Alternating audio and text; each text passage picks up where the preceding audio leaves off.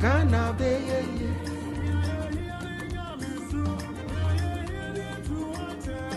Adama umano mechia mu biam ewo yen Awurade Yesu Kristo dimo maka kyerɛ wo sɛ me ne wo baba behia mu sei a ɛyɛ na ɛyɛ nyansasɛm asɛm a ɛbɛboa wo mini ha sɛ metu mfuturo gu obi ani na mmom me wɔ ha sɛ mehwehwɛ ɔman no asomdwe ɛyɛ ɔman no asomdwe na mehwehwɛ o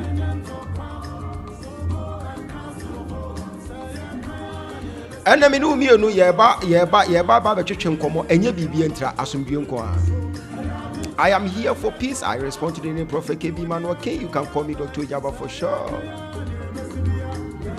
I said I will be your host until we are done with the election. When it's time for you to go and exercise your franchise, make sure you go in peace, then you come back home to rest. That's it. That's what I want from you. If you don't want any trouble, if you want to, enjoy this Xmas, make sure when you finish voting, you go back to your home. Go and enjoy the rest of the weekends.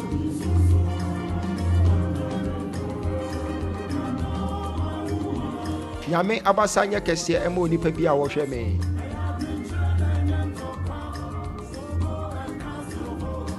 Abasa no enye ti asenso oje. Maka kire wo se Nyame nkonkono adoma kyede odi ache yen. Se betimi aye adwuma kese pa gese me ne umi enu nso ye kasa fa asomdwe ho. Onim se duru sa time we say na hey wanya kefa bonsam de no ho bagim.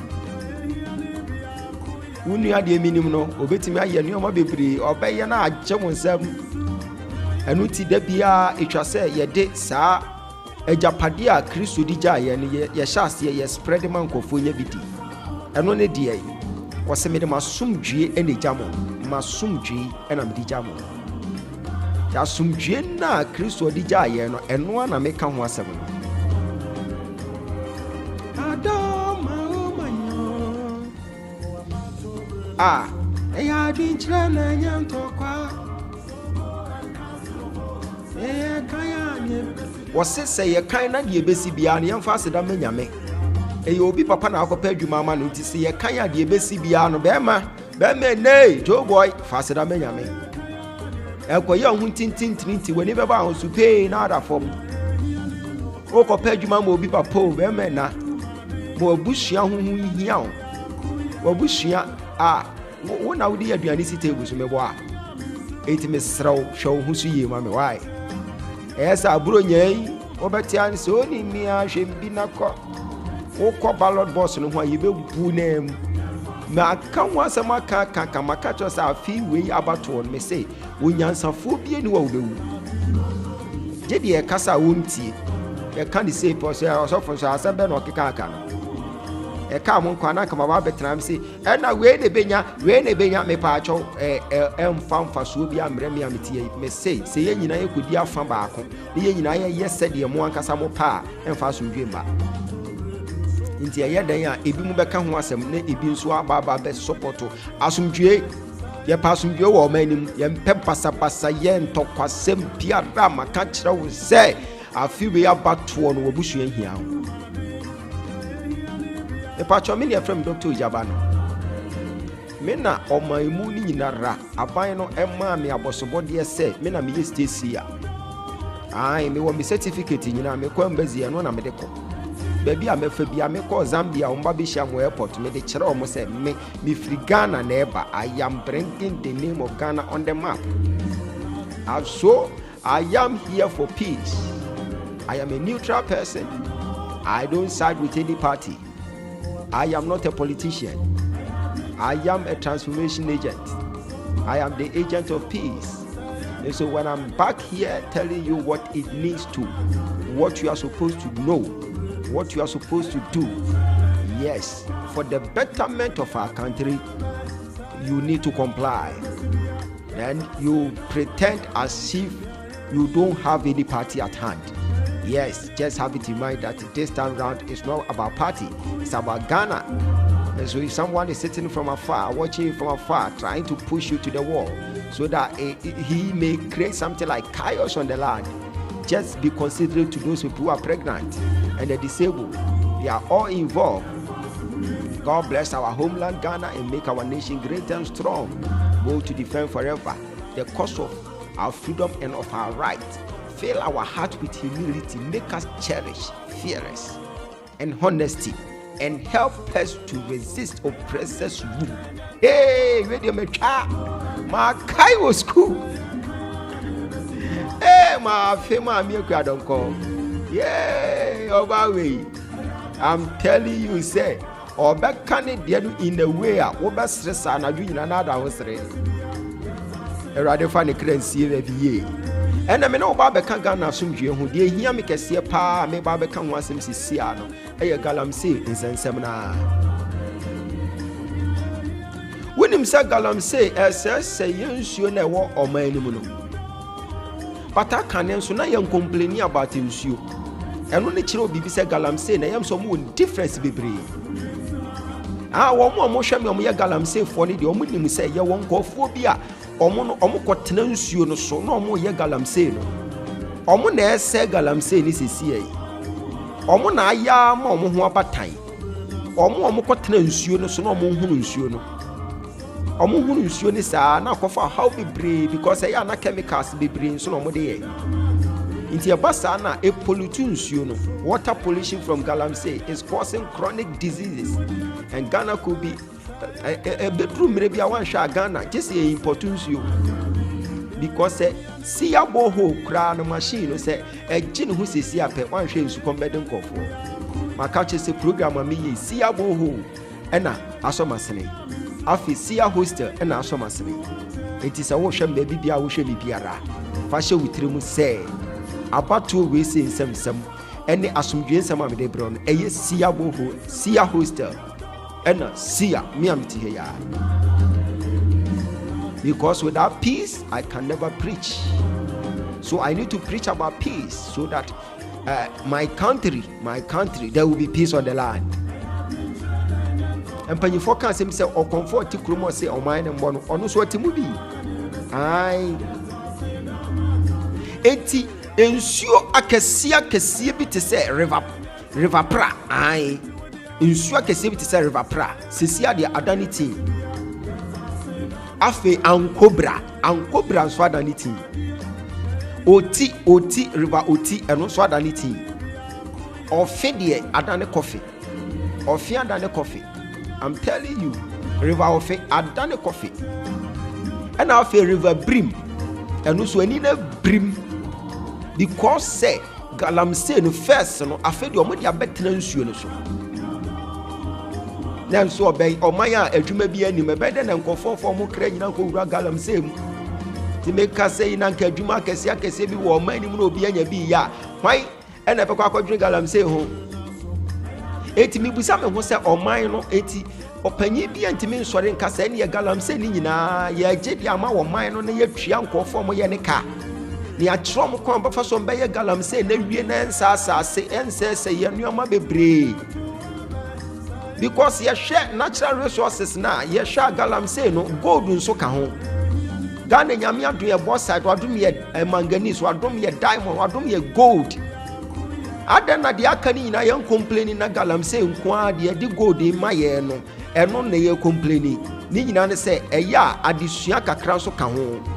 Ti enya nkofo betimi abekire omo galamsey si de omo be ye no a enkofa o ha obi anfa mbre omo maka na. Anka enye ya na Mimi se me man betra condemn galamsey no outright da. Minim de enti ameka sa because say enkofo bebre wo ha omo so show omo ma university. Omo de galamsey na e show omo university. Ai obi tua university school fees enti sesi ano se galamsey ni ya twam kura na ya twam kura ya cancel na outright. Say nipa no onye den na ontua ne money school fees. Eti edu baabi na sa anka wodan a eno na edu baabi na mo kasa na sa anka wodan a What's your telepa? But me say can twa ha me say sa adwuma papa bi wo mani mu a enkofo mo ye galamsey nyina nya bi ye twetwe mo ma school fees a anko mbekwa akoye galamsey na na enti mo ma ye fa nneoma bi mu akwam nkyere mo kwan ye ombefa so a omo be ye galamsey no ana se oman no empanyifo no mo nye galamsey mo nye no one company na mo twi obi aka kama na mo tu ne nseche we a ebetimi am obi aho ato no ba bi o mo tu galamsey na mom se empanyifo ni bi tubi na omo beka kire obi se ni nkotubi de me pa chaw edidija animuna nenam edidija edimuna nenam me se empanyifo ni bi nso tu gold ni bia wo kona se ya guide wo no mu tu anya asem ketwa ade no so ye nyina ye dia ai enti mesra mu galamsey na enioma bi kokko so a wọ́n kọ́ tẹ̀lé nsuo no so wọ́n na wọ́n mama river ọ̀fẹ́ adane kọfẹ́ no wọ́n di ẹ̀mú nkọ́ hwẹ́ video baako bi ẹ̀mẹ́ra sisi a yẹ́hwẹ́ video bi na hwẹ́ di nsuo n'ani ayẹ. Galamsey fo nko a ọmọ yẹ adwuma ọbẹlẹ n'ase ate so pra ẹda yẹ kuro mu akufo ado opa yi asojafo ọbẹlẹ ne yẹ mẹkyerẹ mu beebi ọmọ yẹ adwuma no mo bẹ tututu akun yẹ ọbẹlẹ n'ase a ọmọ lẹ kura akọmẹda anim sẹ Galamsey fo gu ọmọnsi na bla na je voice o mo nya he kula ya ba mo ta mo bla muko buzu sutam se na ya o memu wa egunso no so a o mu tu Galamsey akufuado ote ho akufuado Commander wa na we mu nyina ya juma na mama kwa tutu buku ye we wa mo nya na azu amna commander wa jinso agbefo sika so mlen so me se pra ai so mo se pra ye na mu di tuo e ba be kuku ye ya nya hwe ye se o mo ogusu esu aduma commander wa jin sika na do hwe kare mo nya wotre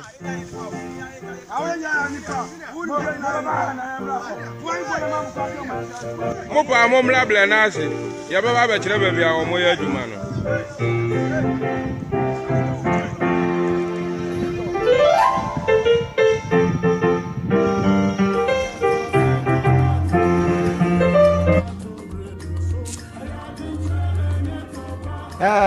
Ebusia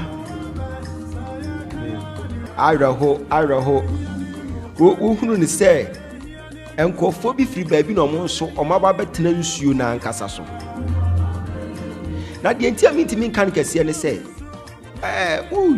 yiji obi adwuma firi ne nsam ananka me hu yeyi nanka mo apa adwuma foforo de ama omo bate bi ni ho saa enu nti yentimi mmo nkofo bi mra omo sun di Galamsey nsensem no ho eti se besepa ni ko nira haban ye tase no banyansafo eti so obi ba betena ba bi no kase na mo Galamsey na mo sesensuo no na wonso na wo ye choba no wonso eda na wo se no enu ti ese wo hunu ne se wo ka ho asem a eya ye ka ho asem ya moma ye mfa nyansa kakra nka ho because say empanyimfo ni bi tu Galamsey no omo tu gold no oman no gold no so ka natural resources no ho e ka timber ne ho e ka diamond ne ho enti omo tu gold no se yese omunya omadwuma na aban no so aye nhyehyeye de agu akwamu ameki sure se youth no so anya adwuma aye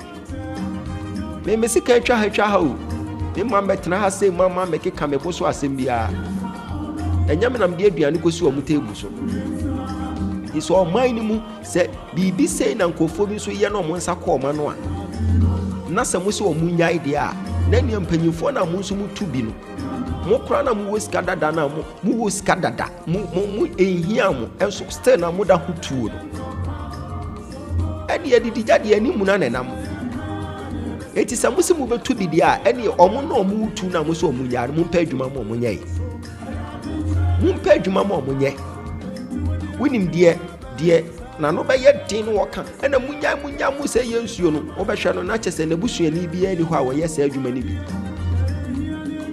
but se nipa no enim nkofo bi a eno a no mo de hwe mo ma university dia no wo ja se adwuma no onya adwuma foforo bi ankoye no akasa nso nim se politicians na efa nso to gold ni bi dia na ne ye den na ebiti ye na ebinti ye enu ti na me si gold nsensam se betwa pa de a just aban bi ba besi so no make sure say wo ka gold fo ni nyina bom na ba bi o mutu gold ni nyina wa biebie companies akese wo ho because gold dey free o man mu ko outside na nye gold ketwa nyame ehira wo man no na mu makwan ya fa so a ye didi no ai na mo so mutu gold no so mo ho aye ine ekom de wan kyerese fansa mienu ko didi ekom de wo no en kyerese fansa mienu ko didi first pa galamsey ba ye ne ye won kofo bi omo no mutu amana ne saa ko deep wie omo wia no makata so omo ma mesi nsuo ne so ye ni ba ye ho so na kofo bi abesi nsuo ne so sisi Ghana Water Company Limited omo complain saa omo si nsuo no ebe kakra wan hwa gisi ye import nsuo oman bi pa ni enu ti ye pa so wie nti mesra mo empanyimfo no ye si wutu momonefo na wutu okra so fo wutu okra fo na wutu momone so fo eti mpanyimfo na mo nso ebi ye gold adwuma na ebi nso tu gold na mo ankasa mu firi mu pemu tu gold akese mu nya mu sika akese no enketwa no nso mo nso tu galamsey ne samo ya mo adwe sam be stop wo mo de ya na ne mu make sure say mo fa no man to ba bi eda yie na ebi ti yie ebi nti yie adidija animu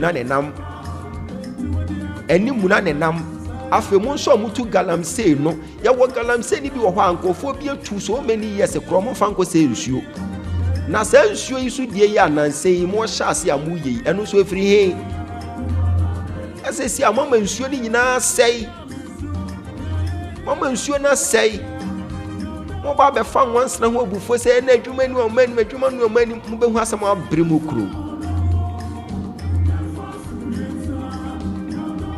wakwa kwesi nsuo ya pampam na wo ye nsuo yi fi wo se nsuo no research lens water pollution from galamsey omo se etimi ma yare bebreba kidney failure nyina ifrisade cancer nyina free mu eti sa yade wo be wo akora bi bo se ne nan achia na akobo baabi wo be hu akora bi na sei sa awo ne sta enuoma ni nyina efiri nsuo ni mu nsuo na ye se no nsuo na nkasa ayare enu nti mo amakosi nsuo no so no mo se nsuo no anka be ya muntu mo hofo eti aban ntimi fa nhihye bi anwu akwam se de adwuma bi eni wa me de be mamrantie ya ye na minkinya wo so mo nkobọ kro no de a ene galamsey na no ano mu tu no mo de hwe mo ma school o mo de twa nkwala bi school fees twa university ni ade e de hwehwe mo half ade a ade na wo nkofa expert ma na ma mekire wo mo kwan wo mo fa so mo tu no ana wo nka mo nyina mom na wo nye no company kese na wo ntwa wo mo ka yie na wo nji gold fa nko outside nkonkoton e mo atwa wo mo ka oh edu baby ni aka galamsey nsensem se ya na me ka hwe ni fa na masan ka ahwe benkum so aka ho because minimum nkofo bi omde galamsey na ehwe omma university enye abrabo na enye yize sao eti omo ye omo adwuma omo ye ebi mu ye wei nurse fo we mu so na galamsey fo so omo so adwuma be na omo nkoye eti mon kire omo kwan omo fa so omo nye na fa asomdwe mra mo fa asomdwe mra na mu amamo nya ne politics na NDC fo tu MPP fo so tu bi afani nyina obi atu bi empanyifo ne fa ebia efa ya galamsey ni bi eti se wo ba bu obi abra ni su na wo asori anadwo na wo de wo hɔ ne de obi anka ohwe na wo nkwa wutu adidija animu na ne nam ti yesi e be stop galamsey ni de amuma ye make sure se yemfa nuoma you should put down some measures. There are some experts that we can even invite them to come and teach them how to do it. Sabe obetimi kokotena aduane ho na wodi obehwe no aduane na wodi no he obehwe no aduane ba akokra nsofo obesa di nipa foforo so abetena the same aduane ho amanipa kro na di aduane no obesore obekobeba no aduane refa bebu fom eno kire se ye wo obi a ye training kwan of us wodi di gentle obi a wodi onu so didi o de be ye ne hu nyina nti je se obo ne babe sa pepepe na galamsey ni tie da be no wate enka se na yi chira no gold mines for omu se nsuo eno chire say there are some experts somewhere who are doing the mining to favor the land adena ebimu ese no na ebimu so ye omu die ye eno chire say they are lacking some tutorials and they are lacking education eti adena ye adwuma bie no omanimu na ye ko mining sectors na eno ne adwuma pa ewo ho na ye mfa ne omanwu akwan mu na ye make sure say ene mu nyina ye ka mo abom na ye ababagi sa adwuma ni nyina ne ye tua mo ka yie na momra meye na ye mfa sika no nkwa aburukyire enkoton fa mra ye mfa meboa wo man no adena timber fo twetwa timber na ayi diamond fo ye omadwuma na galamsey fo omom to gold die omuntimi nye ni yie ni nyina ne say they are lacking some manners ye mfa ne omanwu akwan na beboa na mom say mo be kona enkofo bi si nsuo ne so na baabi ebi nso hye bush baabi na ye say ahade ye panyi we say dia nti obi ankoho nti se soldiers na kwa ye say aha ye panyi we dia nti ni kwa say mo kwa ha mo nkwa ha da bi adidija ani muna ne nam emfa so dwe mada me say my galamsey ni bi da bat me jai minim dia me kapa galamsey no me jai me my ye bi jai eti se me kan wase ma minim pa enkofo bi timi tutu amana wo baabi ama amana no oman kata so ene ye wonkofo bi so omo su tutu amana ni bi wo baabi a omo kata so ama omo san de ho ye afuo nti omo di gold no wasase wi no wasan de ho ye afuo anka we na ye nyansa omo nkonko tena nsuo so nkonko se nsuo no oh minim kofo bi a omo so omo pensuo na so omo de aye galamsey omo hye de tu borehole ewo ba bi omo wo no na omo de sa nsuo na ye nti omo nko nsuo na yankopon abode ato wo no omo anka secret omo de omo aye adwuma awie no omo san ko first excavator na omo kata so kama na omo san de ho aye afuo oh eti se ye masomdwe ba na se ye toto nuama yie pepepa emfa sika ma omani mu ana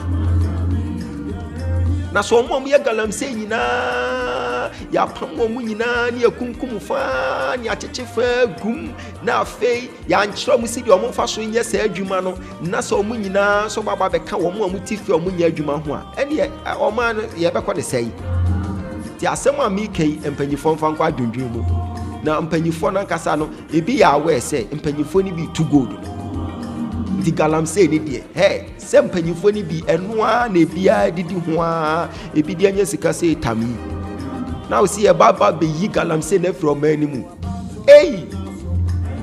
ayete se ayi wo fase na ntikuru no wu mi a eya na aye mehwe me baabi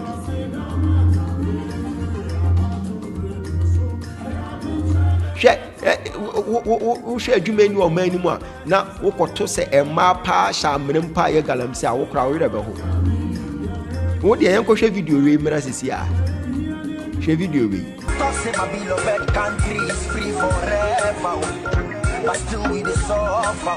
Ikuma where you there, you know be you. Toss my beloved country is free forever, but your people still the suffer.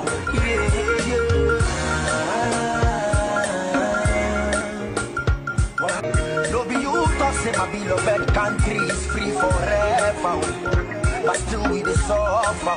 Ikuma where you there, you know be you. Talk say my beloved country is free forever, but your people still the suffer.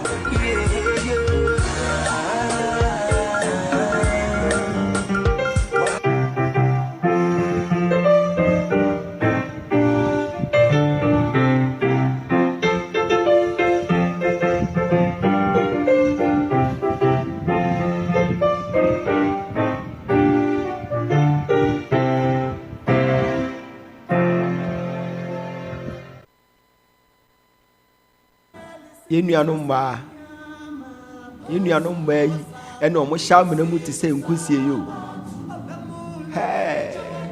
abanesa ontimi nkonko ye ba sibra ti wa obone kakra say ya na eja wa say we save wa no de ne bana koto nursing school omo bone kakra say ya na ebi e de akwa share adwuma bi ase wo baabi because adwuma ni wo manim oh mi yimpa ya ma wa wo hwe me wate wa wo hwe me a won so ebi asa adwuma ni bi na wo ye emre ne bedane emre besesa emre ne bedane emre ne besesa na mo mo amko hye nsuo na pampamu no mo gida wo nsuo ne so mo gida wo nsuo ne so mo kokko gina nsuo ne so a mo hunu nsuo na mo hunu nsuo na sene nti anya mo hu we have so many ways to kill a cat. Galamsey ya be bi me ma ba be ye galamsey pen.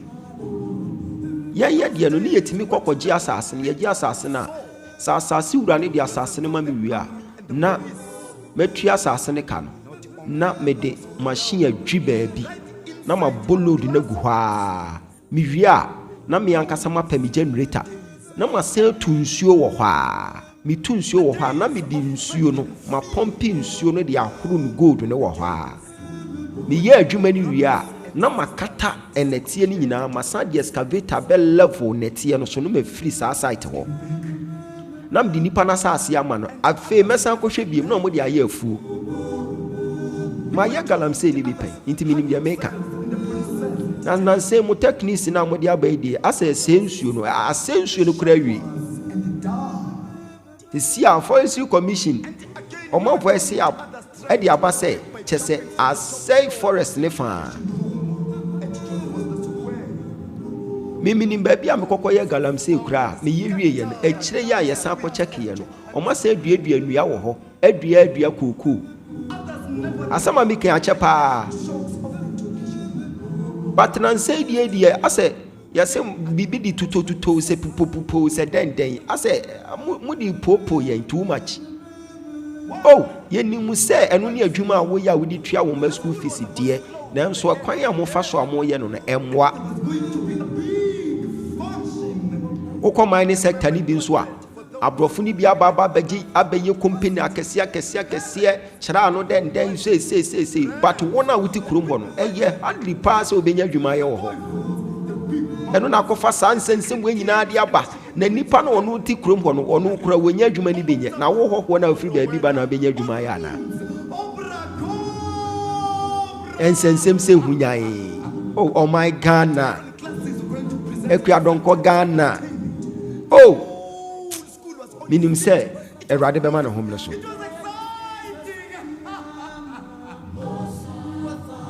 so see our cocoa board the data shows that production currently at 429,332 tons.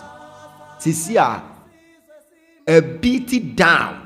It's less than 55% of its seasonal output, mainly full. What's it? Illegal mining and I yes, money na. Illegal mining and no now massa cocoa no data no. Ama cocoa a bit down, sir. Just a cocoa ma sell. Hey, I say more. Tu kase juma ayi abina baba beji sa mining sectors ni nyina na wa bie mining centers akese ma emrantie na mo kokosha amrema amna bugu omo so no because say omu less knowledge about what they are doing, so they are doing it at their own risk. Na komanya mining sectors na company akese bi ya adwuma wo mu a ebede no okwabrane nko ate ne ho akogina nsuo so say me kwa akoye pupo sese ja baby ababa besi su bia monwene fa nko ho saa monwene ko ho saa na companies akese aba omu to gold no omu to gold na I think say nsuo na ese no ni nyina bejai na emom say empanyifo ni bi hye baabi hye village baabi to gold ni bi omani agye omokoba kyese obi antimi mo omokyem so na enketwa no so na omunya adwuma bi anye na ehia omo no so kwakoye bi amosisei dia emfa it is a ye tu akurafo ne ye tu momone so fo ai nsempanyifo ni bi tu bi dia na ne mo nyaye mpanyifo ni nya wo de ne nkwala nso nya wo de na didi gya wo hoi ani muna ne nam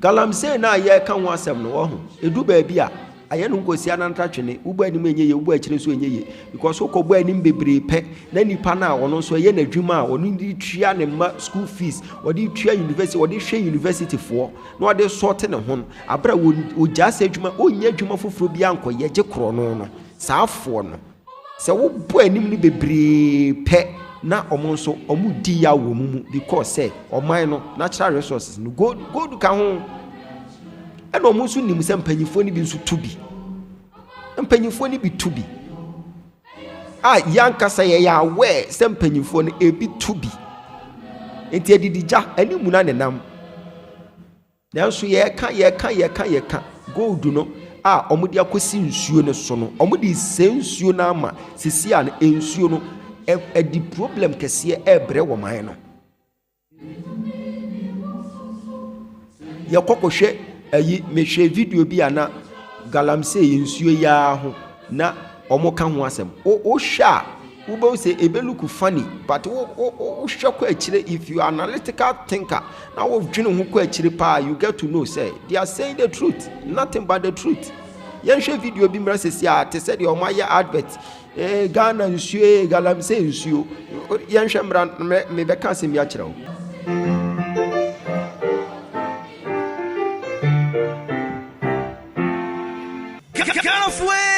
Biamba, Diamo Pano, Abeja, where you galansu, Yensu Croching, a Yasefri, Yankasa Yensum, Wagana, Insui, et is tea, pepper, galansu, Nubnabit to say, arsenic, cyanide, mercury, and then Yakakahu, Edia, Wono, Uyobia, Uyobolotwe, and Nasa Opesa Osote, non galansu na watchi. Now before is also Kodia, yes slim tibia, and Nasa Uyobia, Baba Foji Usika, Udisika would be beauty, and Yanon galansu Sesia, Namekamicha will say, Tingy na ebe to twat form na why sakora anasa wo obi a wo yama team ene non galancio sesia na ebe fa wo sa fasidro no wo be yi wo nsuro nyina agu form wo ye opemfo wo pese wo bansa doso anane nan eye bebrebe ene non galancio sesia na wo baninsa ne nan ebe ye bebrebe asekwaku ananse anasa wo obi a waninka ana wo obi a wontumi na non galancio sesia na me hye wo bose wo beda wo nsori biem galancio enso ayese Galancio Obonsam Posto Inkratwe FDA Ajiatum Galancio enyema amanyofo abusuafo ene ahemfo abaton asase ede ye galamsey Galancio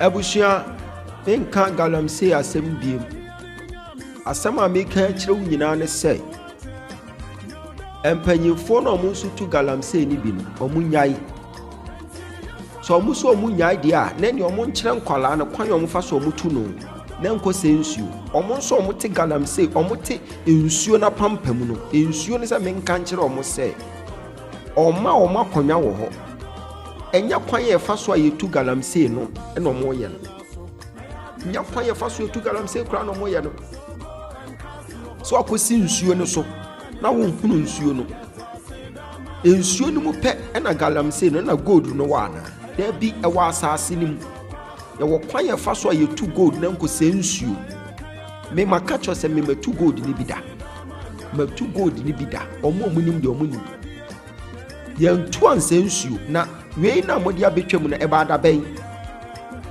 asensuo ni nyina ra sensuo ni nyina uko gina bridge no so na wo hwe a se die nsuo ni da ho no eda ho ayerahuo mu pa ti mo amu gina nsuo na pampam no enti mo ntimi nya different way bi amfa ntu gold ne sene se mo kwako gina nsuo na pampam asensuo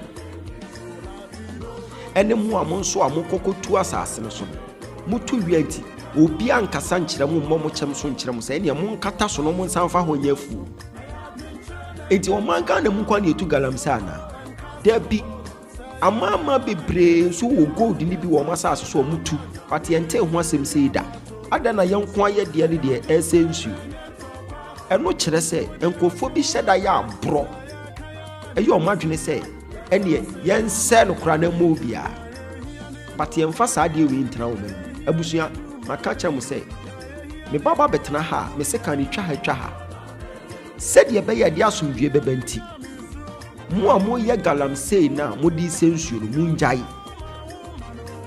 munjai se wontimi nya ni yie na so obekwa akoye wo de no na wo nko wo de bekwa akose amansan ya de a munjai afem panyimfo no so amo so mu to gold ni bia mo ye mo pese mo kan kwala ne hye na mo kotuo no adidija animu na ne nam oh my Ghana eye nyina ye man na se ye de nneoma toto akwam yie na pepepe ye bi ye adwuma e de asomdwe beba na mi ya galamsey asem no na me bu kramfu si de me koko apai no eye wo de ma me fanto because asopa wo hui encha asem tie na me nko abato nso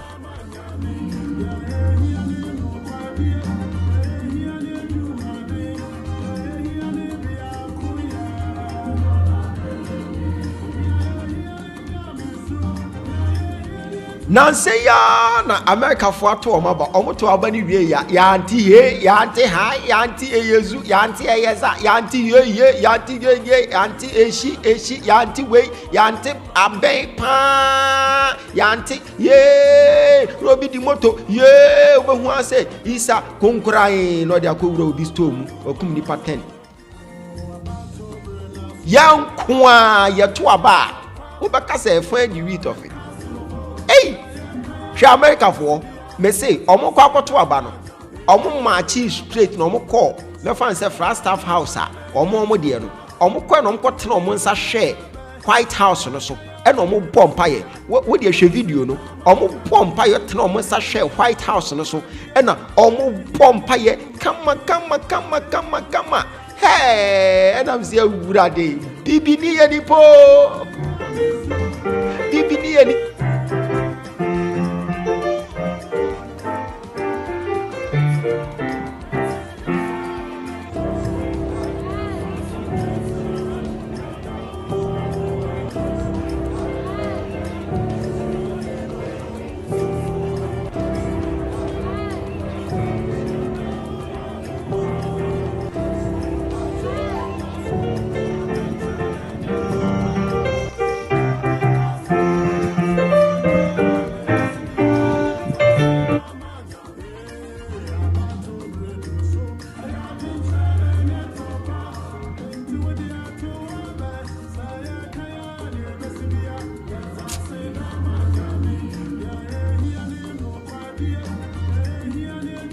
Bibini ye nipa o bibini oye nipa bibini ye nipa abrofo beto aba mesi me ko London ko to aba manti po che hey da mesi mi twa me yi mabato krata akra de kire nkofo social media nam se hwe ye beto aba o hwe mabato krata ani o ya to aba wo London mesi ya anti hey bia gentle asomdwe muli bia pen ba bia tena ebi before pa radi Yesu yankwa ne yebeto aba wotituo pe ni yakunkum ye ho saa na nkofo awuse saw awurade eti mo se America fo ato aba pa na yente se ya record nipa awuo be se tanimpo hey bibini ye nipa edu ba bia mo ye nyante ase kakra edu ba bia me se abrofo no create me tie ye story ana mo sere ye se enkofo we da bai no be nyante ase e wo mo anka so mo ho abato na ye kan wasem abato nyantokwa enya baabo eye democracy wasi kabi na min kabi na so nipa ne kabi no ama akwan se wo so kabi a wokoda ne ho ko twe aba de ko bone ko anti se wukuna na America for to aba omo to aba wie am ya say wan hwan trumpet to say wan hwan wa wini trumpet ye wini ya anti hey ya anti high enka Ghana ha obeti ase akwashi obi dan ewurade hey na minim say afi we say abato ni de nyansa fo be do so ase na gimi fo eti me say nipa obie de wo bewuo me si de obewuo no say nipa na adwene wo fo ewurade so we nim dia wotie pam wo busua na hunu se wo ye obrempon kese bi wo busua na de aduane besi mutebu so pa abato we wonya mezaya mewu magana da emaso se ne pa maso we sese America for timi ato aba ewurade na hwese Donald Trump wogina stage a obi tuo efa baabi na baabi anipa no koteteye no tuo fa baabi me kote na so ketuwa bi Miss Omushu share ya the machines share ya akwachi nipa kro yankwa ye de Messi ebo obi ani last 4 years last 8 years Messi nipa kro no nani no yahu nipa oboye eno kwa mane nka bibi nkyira say you are not safe say wo ba akoye politics na wakɔhwere wo nkwa because wo this is enkwase wo ye besie nkwase asie pa ne agye nkwase ansan abode wo hunu say yes everything me say about to we say enyan tokwa me uko pedwuma ma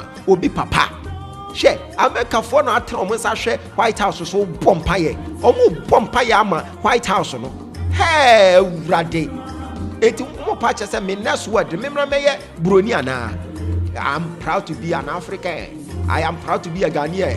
Just that and you may be cheye say oh abusia apato na wo mokoto ye simple kra it's so simple but nice hey me say na America for moto aba na so mu di agro so moto aba awurade on the 7th hey mama yanti won from mam keke odododio constituency 5432 eno pe emam obi ameka se no odododio ena obi ewu o nipa na wawu ne ye kan na fra abato na ye kan na fra abato na kwa de hweyie na won so anko ballot box no na wo kwa wo bewu am yesie kwa mfa so obi amaso I'm telling you wonim se wu pe hey party kura na wo no me say wan hwa wa yi ase kura no omo ma me ma mo hwe wo wu nkwase vuo everything me say me kasa kire se wu nua bema me kasa kire se wo prophet me kasa kire se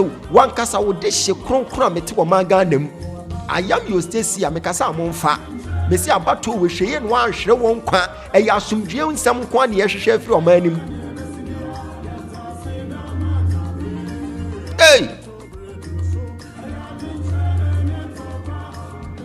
meka bibia kyerema matemo ho asehwe White House no mo bompa ya ama nuno ai we o man kwatambo ba bia nkoto kwam o man fa boba o man fa bibia nkosi 37 military hospital 38 to sedai debi o man anya saa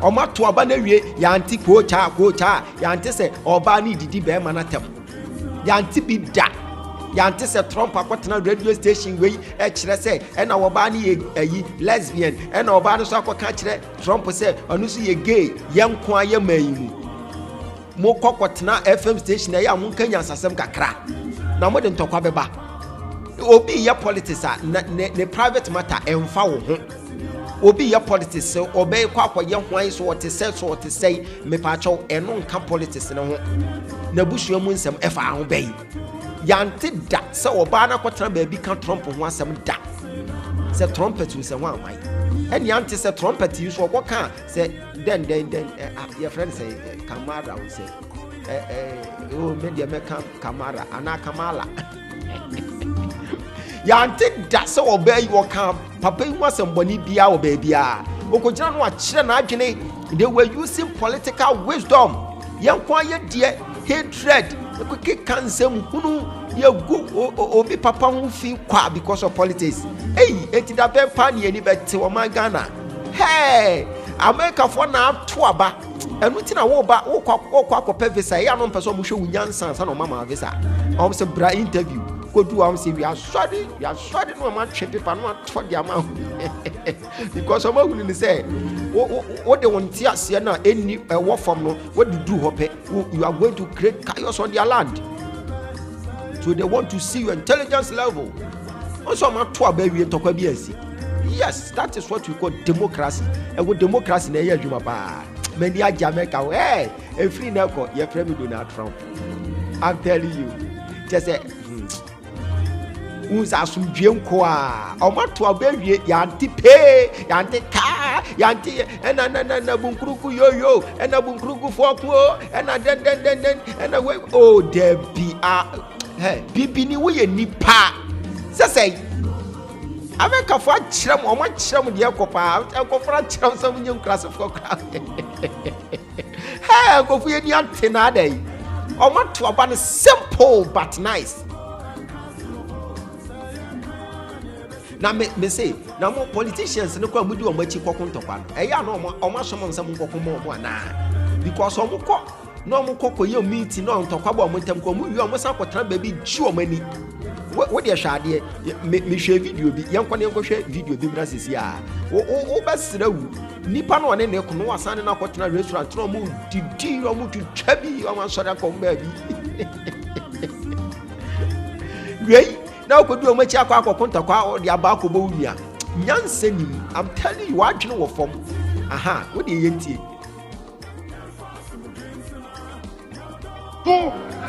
Hey, ato. Hey, are too forcing. Were you not the person who could not draw down on the CDB loan?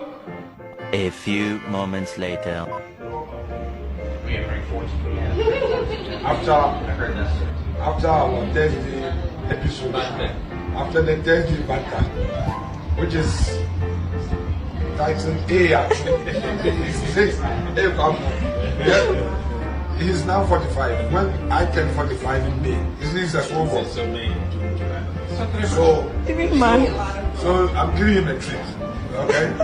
I'm giving him a treat. If he misbehaves in Parliament again, you deal with him. I will deal with him. And I'm looking more handsome this year than the birthday boy. Are you sure?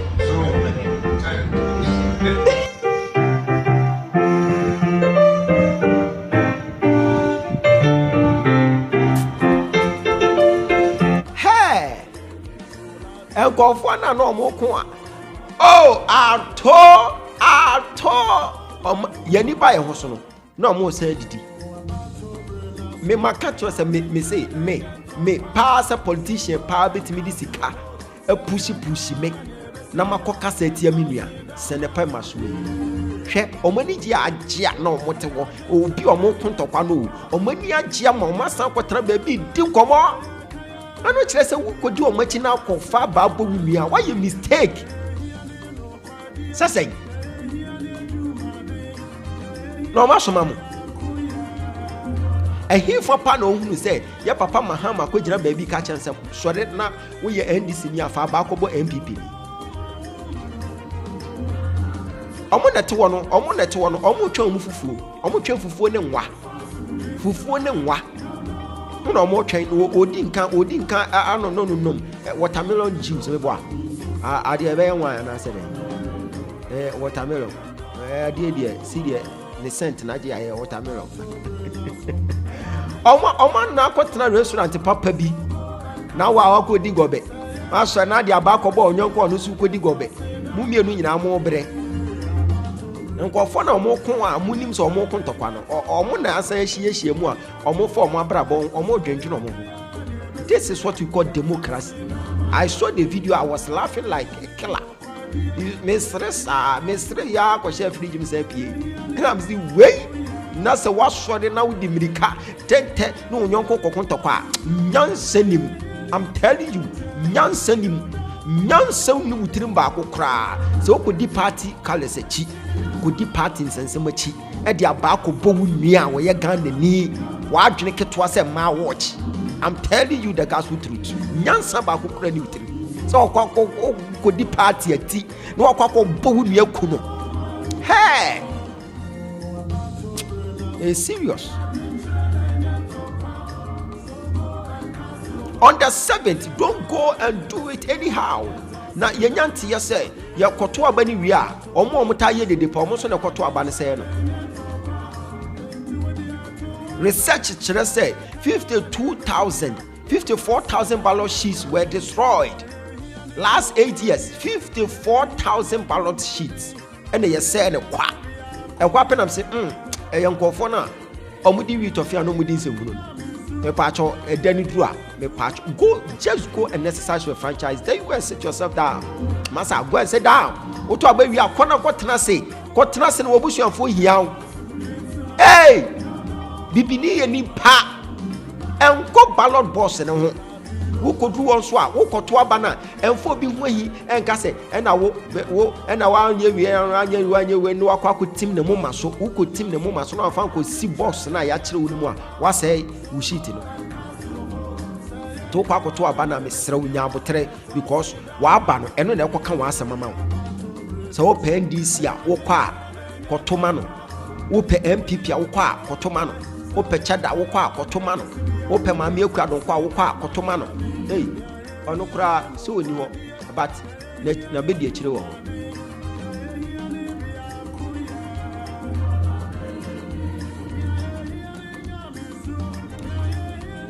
Nkofo bi we need to admonish those people for them to know their part to play when it comes to elections. Ya nkofo bi ha etwase ye mo hu say omo nko abetimi asai abano omo betimi creating tokwa omo betimi the confusion aba hey empanyifo kan say brebra ma amane ma eti nkofo bi ti say media house. Number 1, the media house. Hey, media house, they play vital role in democracy. I'm telling you, they are supposed to inform the public about political issues. It is so they are acting as watchdog. So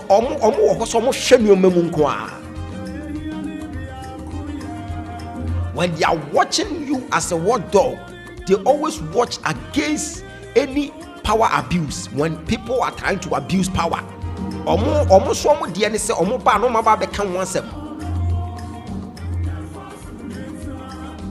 so the media house has a role to play in making sure peace prevails in these elections. So the media houses, you are not supposed to be biased. Media house baby now why me name say your money is cold as some of can say 10 times as some who can I didn't talk about me aba hey now I said didn't talk about with me try to try and be out obi be 2 any swama wo hey one more talk kwesi one more close no what is a media journalist for no omo de obi protect one na. I'm telling you, when there is war on the land, no matter, irrespective of your position, you will tend to become a soldier. It's that you need to defend yourself because the soldiers are defending themselves. Okay, as a Ghana, a police, a soldier, man to kwensi sesi aniyan shadi, se police for on beja ne bushi wa ba be protected wa. And we try me sremo, and mamu nyama confusion bi ansi. The media houses, if you are a journalist, you need not to be biased. Munya sadie no. Okono akwaje kakrasha no aba betra no wadi obi papa tem saa because wakwaje sika wona ho ukwaje obi ho pa.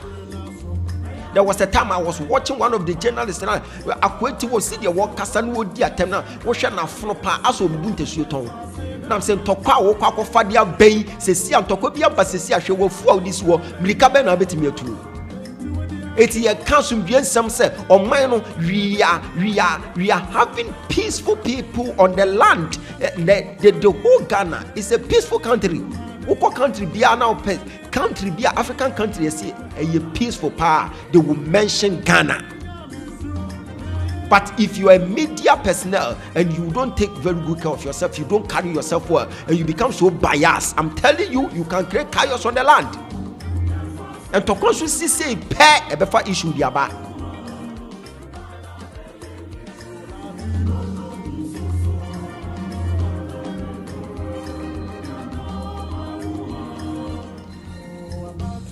Abushia me twa me ho akwa basisi amaka kire say me ne friend Dr. Ogyaba no me wo Asomdwe party sia boho tie ye ka sia boho a eye company a ɛbɛma nsuo afa baabi a nsuo no hyɛ bi a wonya frɛ namba na ɛwɔ screen ha yɛbɛba ne aba bɛma wo nsuo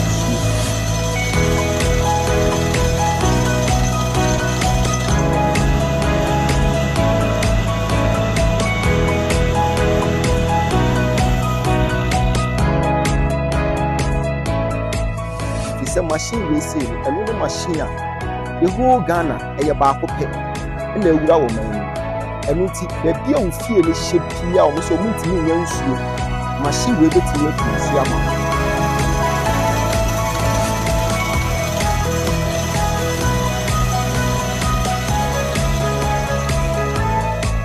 ɛno nti sɛ wɔpɛ nsuo bi a ɛnyɛ baabi a sɛ sia borehole yɛbɛma wo nsuo firi sɛ yɛnim sɛ water is life.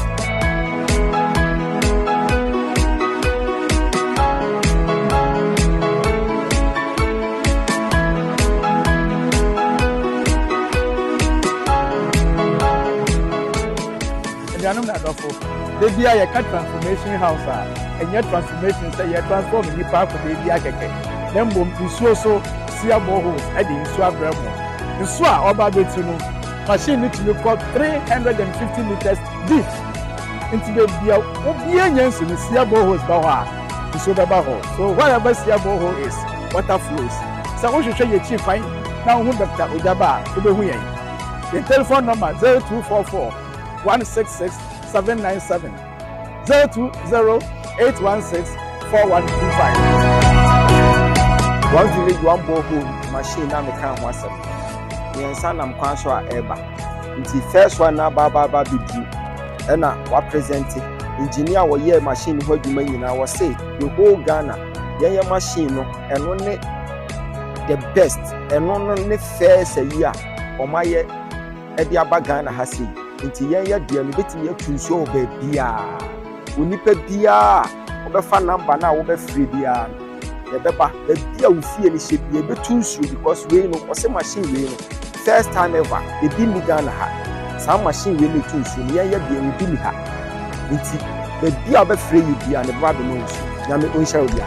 God bless you so much for your hard work and I hope for sure that the rest of the machines will be coming.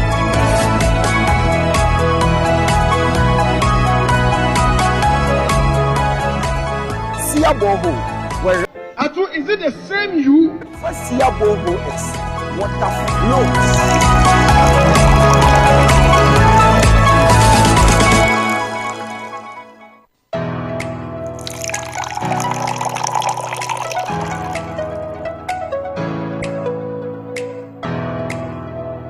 They are Sia borehole. Sia borehole, dear. Yaka Sia borehole. Company ɛbɛma nsuo afa baabi a nsuo no hyɛ bi a wonya frɛ namba na ɛwɔ screen ha yɛbɛba ne aba bɛma wo nsuo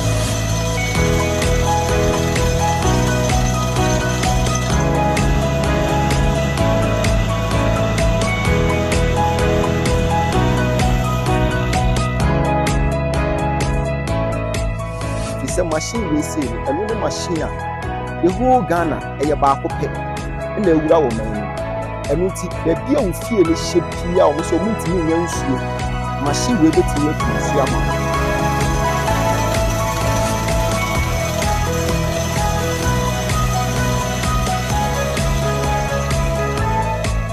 ɛno nti sɛ wopɛ nsuo bi a ɛnyɛ baabi a sɛ sia borehole yɛbɛma wo nsuo firi sɛ yɛnim sɛ water is life.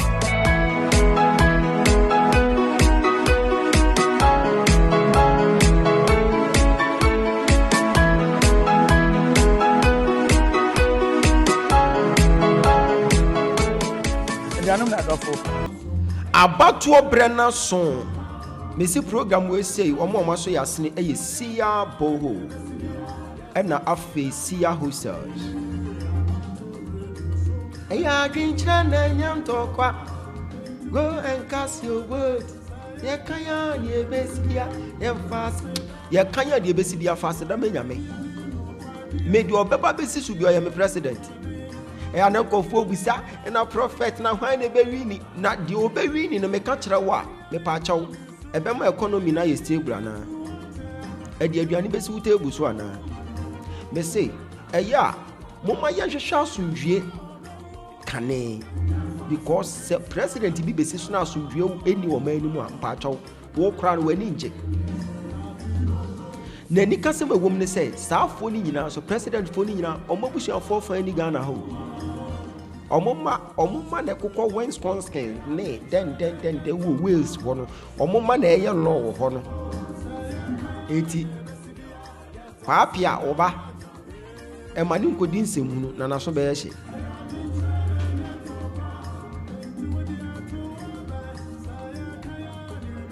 eti hwadeɛ me say na meka radio presenters the media they have a role to play in making sure peace prevails on the land.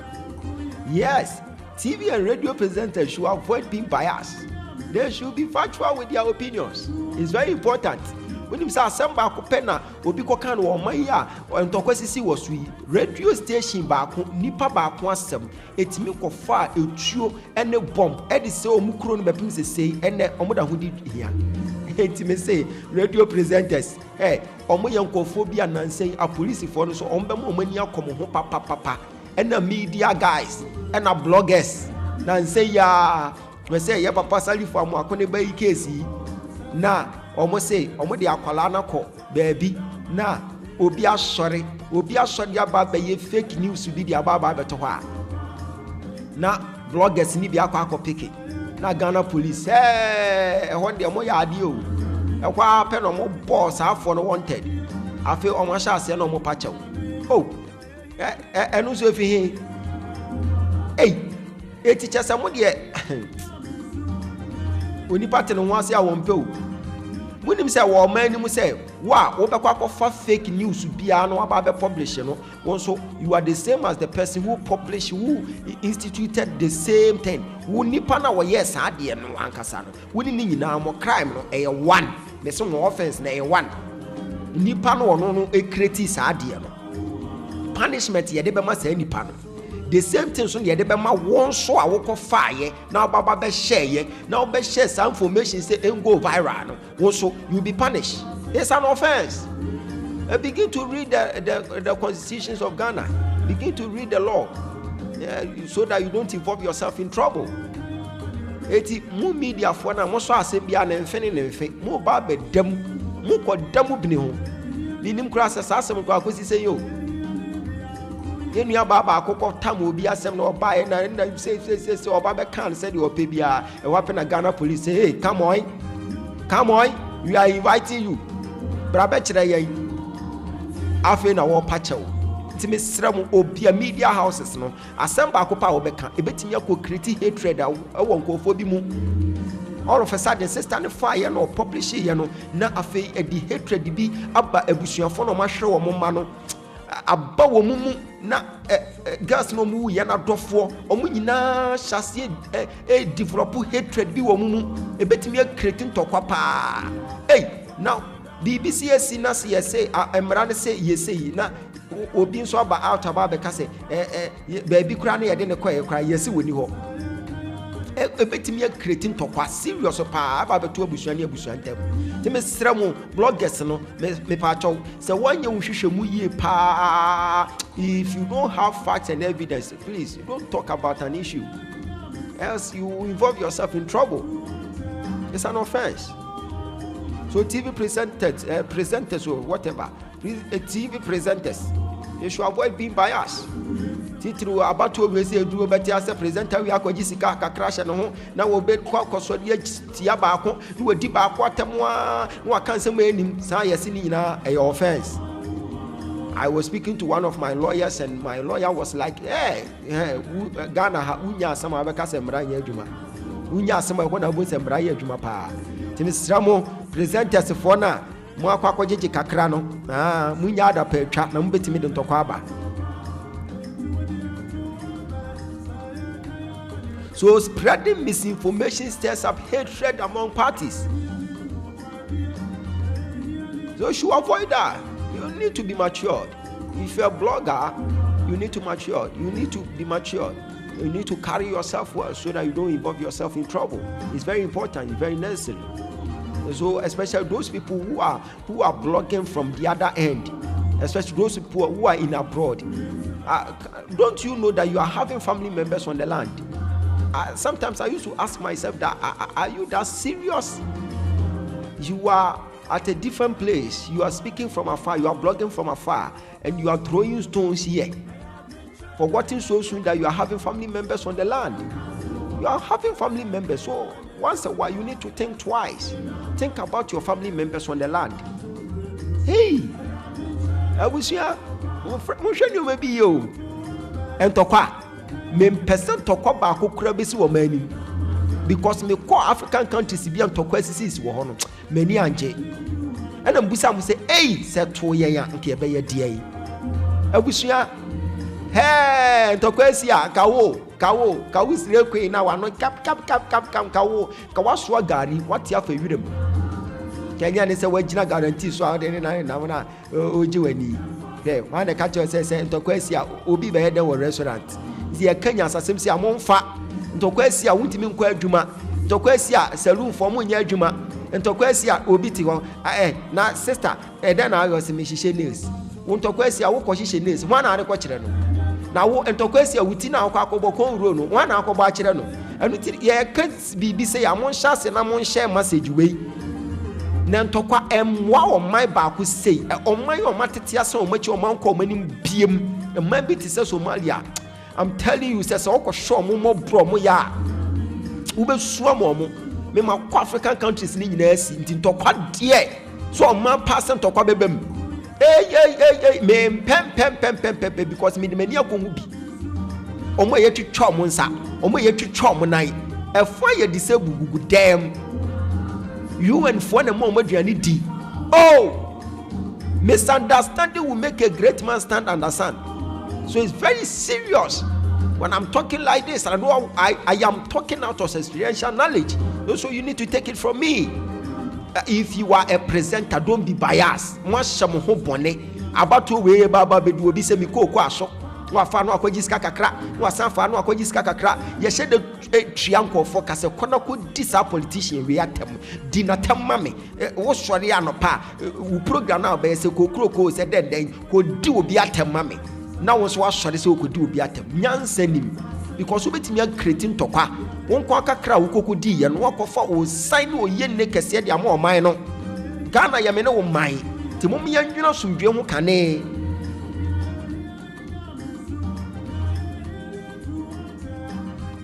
after traditional rulers eye ahemfo.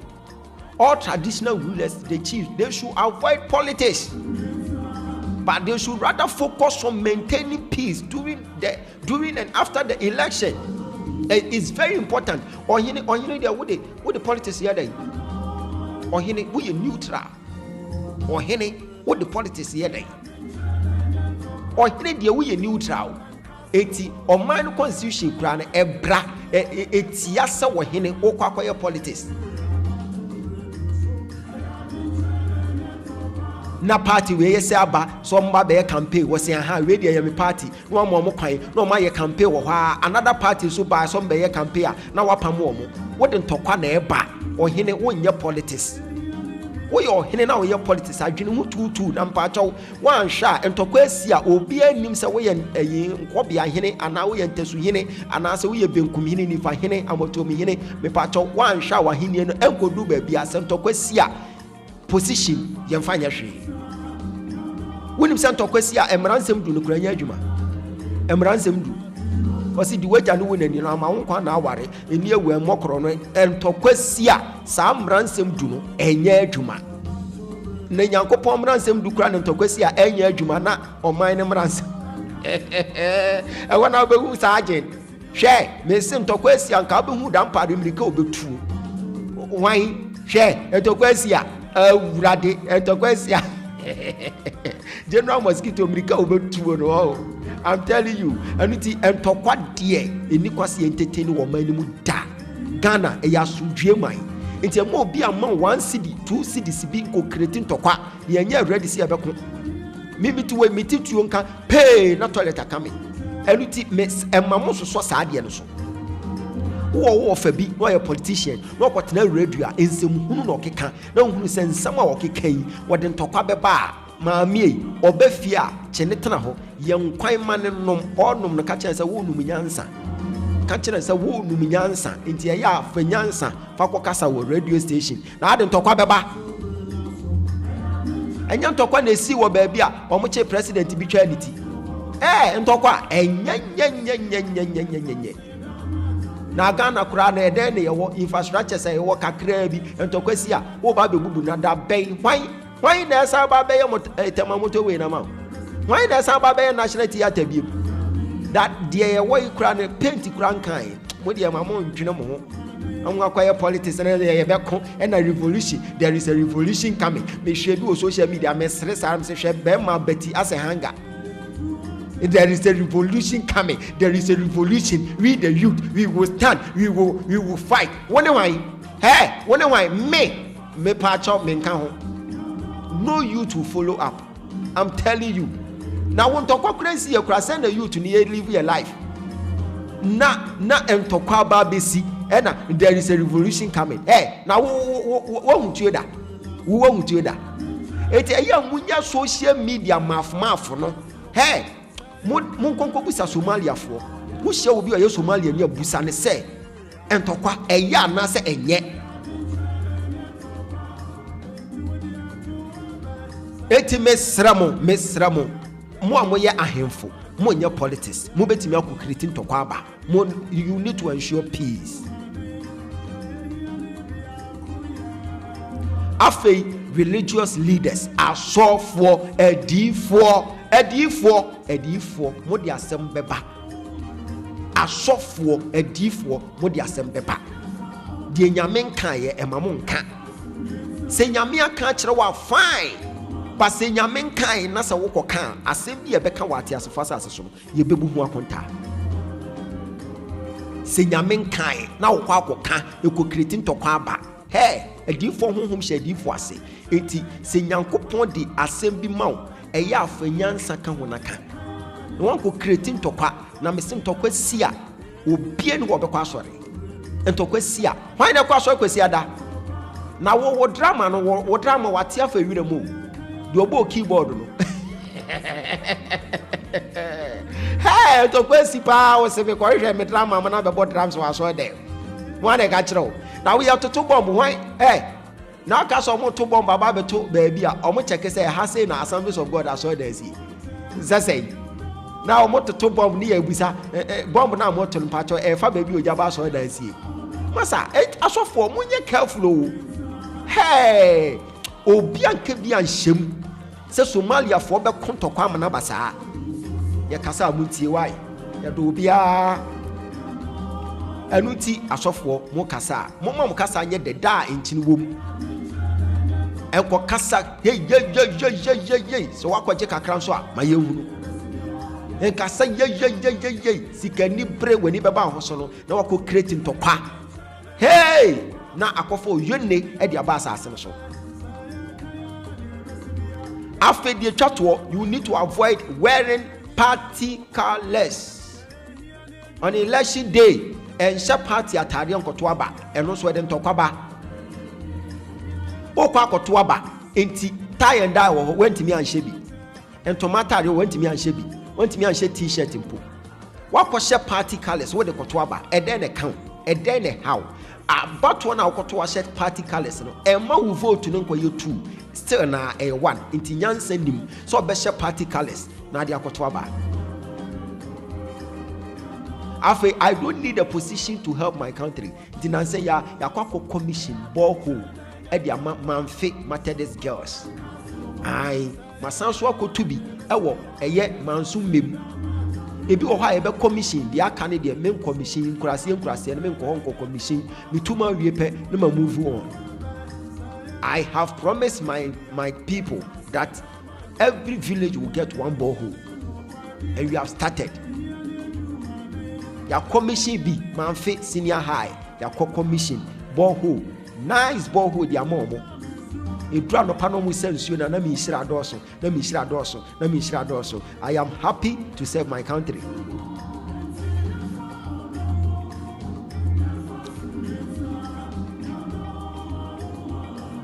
abusua ene ye kan galamsey hu asem ana meboa ya kan galamsey hu asem pa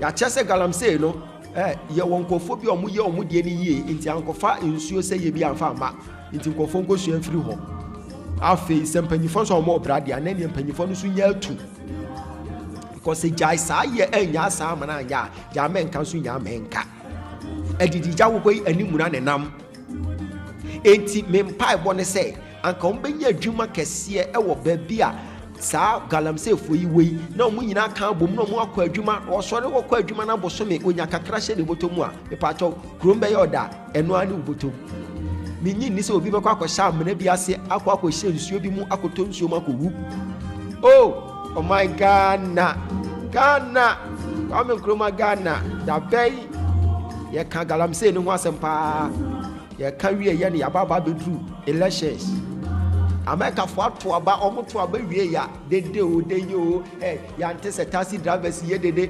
kwen ya ntese obi akwa kogum kakra obi akwa di wi tofe ya nhwe omo akwa no laka omo akwa drive pe no awu na mahama ba ne nam ho wo so awu na ba obi ya ba ne nam ho ewura di nyanse ni nkofo tirimo na wo taxi driver wo fuwa no kra wo togu ka mu a wo di ye dede e di kokum nkofo election day pacho fuwa ye de cheo ya mfa nchawo me ben wa kama bo ani so last 4 years ana wo ye me ben wa kama tu ani so ama wo na ade aba we yi a ye ba bebubo yi ye bobo wi a ye pe na fa wo ka agoso no fa ko wura obi container mkokum nipa wo be daw bi wo o hwe me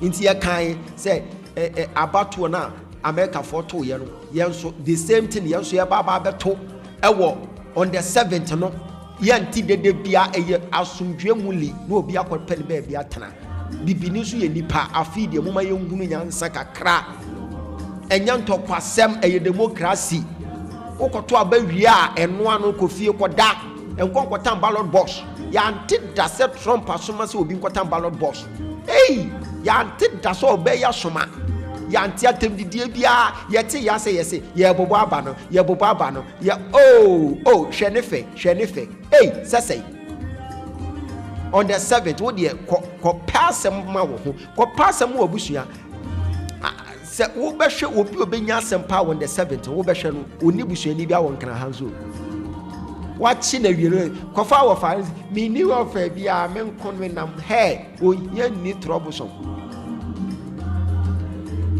poor stubborn proud wo de fa ho kote na wani be bounce na da obi ya catch him so on the 7th to abawi akoda enya ntopasem wo ko padwuma ma obi papa ko padwuma ma obi maame itu to abawi akopa ba bitena ya jinjra na nya toka ye besibia emfasi da me ya bio ukadie ye yoni baku ye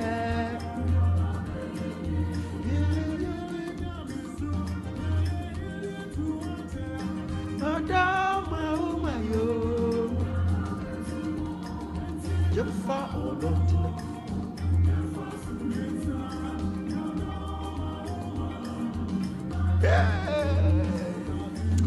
masa ne ba apado ankrato medase enyo no ane bo omani beye ya efri yenara nipa bi say ese ohona no that guy I like him nipa bi say ese ohona we say ombe jaya nipa ne enyina bo akokra wa firi mawie no ese no oyadio me my Ghana won say me commission eye boho no ya ntida social media will be ampeke omo piki o de mo pay negativities mako commission boho machine boho water e de ama eye manfi girls Methodist girls Politank edi si so akese 800 ayini bi akese mienu anopa edu hɔ a yɛde pipe na bobɔ ɛdan no ho sei saa ti anɔpa duru hɔ a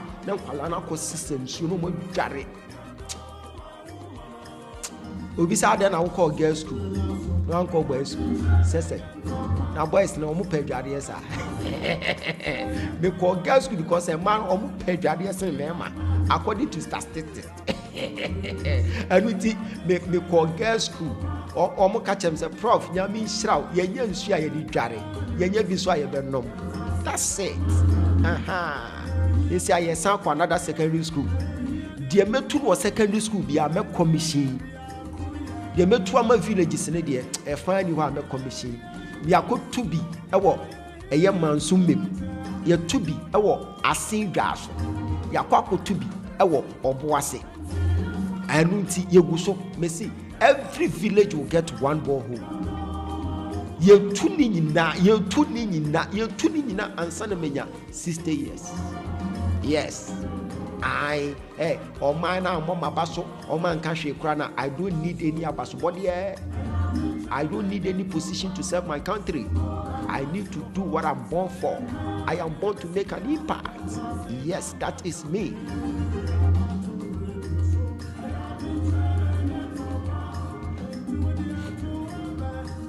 One say, afe social media obi anka ho asem say, hey, Ogyaba akọ commission, bohos na oka say obetuo no, obi am meye ho live da. Enche, obetia say no, Ogyaba akọ wi abrewa. Hey, makọ wi abrewa e wona na na. Chese wodi ensem hunu, hey, bloggers no. Wei, yam fam pia ka wei, yam fan chechero mayo. Sa dey dru hoi, me hunu bloggers pia wo ho. But senke bia eyensem hunu bi ey generation pa what is wrong with you? Hey, but people say obi enu wa blog wo ho, obi enu wa twere bibia fa ho, obi enu wa fa ne say news te say enfo bia ho na emom sanka mikodi nsem hunu bi wo ba bi dia aka sese ka trend yemfa gwen chichiro man mo sori a mo pese mo kire se Ghana nka e ka mo kwa na ye se Dubai na se suban wei ebetimi ama Ghana ko ye Dubai ana because obi o ya de pa no mo support ne da didi wo di nsem hunu ai na nse ya yete se yese papa bi akwakofa e ma 400 se sei obi a Ghana fo na nka obi ewo Equatorial Guinea akofa ma 400 wo ho abra wo sister nka ho anka we eye news am trend no Ghana ha sesei news ehia ebema wo bi ebebo obi abaso am onkofa asode ase omo so boa omo man no eno de mo mfa na emu obi atopa wakoto wo Equatorial Guinea eno de mo trend no Ghana ha Eradi mi yimpa ye e de Ghana man mi yimpa ye e de ma youth no you are not serious. Last year mo kan mo shebo mo she Nyankopon bo se say year we dey be serious but say year we dey man serious ba. Hey, oh my God na.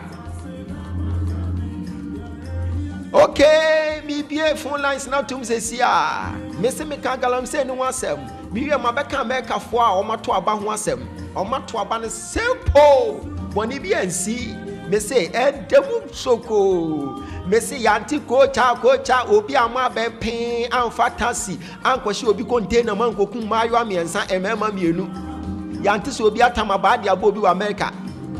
Okay, obi a Freddy I am picking no. Hello Ghana Asomdwe Fine to say me da say na o ka say free he because we not Lagos. Oh, okay. Now, the one Ghana tie wo asembe na wo man Asomdwe. Oh, okay. The American is about to yeah my Asomdwe and so my because so if I want to buy my ever hide na. Yeah, my Asomdwe and the area oh my. Thank you. Nyabi chirapa. Wose sa Asomdwe eni o man no sentokwasi ebe ha ye nyina. Woman said you all can say when America to back say it is Santokwesi a hina wodwane akọ. Hey, Santokwesi a omo na eya no mo ho awereko pa ye nkwala nketo mo twa nufu aro. Okay. Ghana Asomdwe. Ana na efujo papa. na ka se fi be me na. Me go to fam that me ka se fita kwale. Okay, the whole Ghana team. Papa, ede amasi, yamisho to wo program e da bobabe. Yamisho papa. Na US abatu na America we na obi aye wo phone one campaign kama. Ye ntida assembly si bokoto abaso eja Papa Trump win musudia so mboy. Obi ani tintewe ntemeka che titu ayen youth no de abatu e botuwi. Woman fast from the mom of doom come and see Kabi and go to motor and go to a true and come a ballot box to do because I about you, so I'm a hammer, so a gumo, one more gravity. In time, fear finance and what Abano, new times young Yama, you know, Bishan. Yamisha, Papa, Yamisha.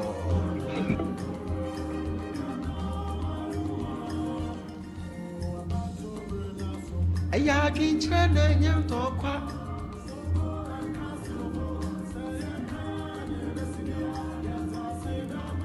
Ghana Asomdwe and one the extra papa. Oh, now I say free be me na. But you my legs because if you will be. Okay, the whole Ghana team. Oh, papa never nyaje fast and start on a second speaker sama. Ama the women so busy one crowd better than Let us say Asomdwe will come. I have to now with two Ghana man because program was here from the DM papa the crowd and then talk about it. A family of the okay in a year of I'm so I have on fire mamma not directly past mamma not me William. Rather be kawati. Was see a come dear dinner no. Ntokwa ma akra no utimi tam do kropa ubetimi de atwia. Okay, Ghana Asomdwe. Hello. Ghana Asomdwe. Asomdwe ko. Yo, now ka se free be ma. Yo, ka se free. Okay, the whole Ghana team Asomdwe nsembe na wo. Medi owuso. Okay. Na Asomdwe nsembe na wo. Okay.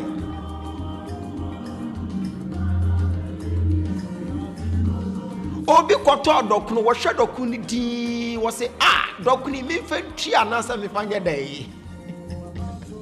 Who dey say enye easy Ghana Asomdwe o.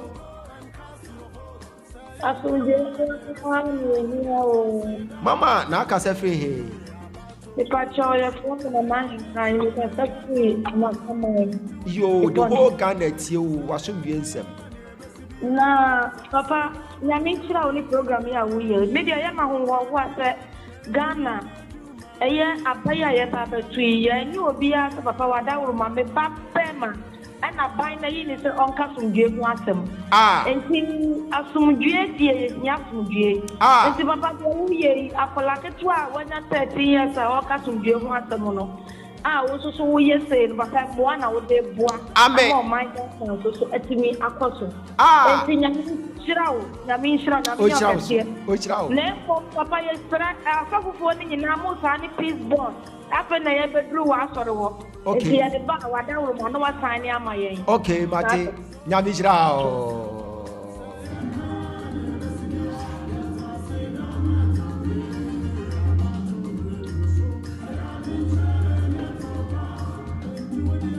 Enyantokwa Ghana Asomdwe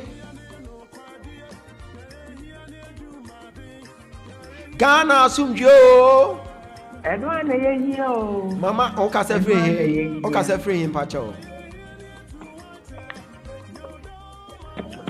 e pacho ka se free pacho me pacho me ka se free tema yo the whole Ghana team. Me pacho me ka se free tema. Okay, the whole Ghana team.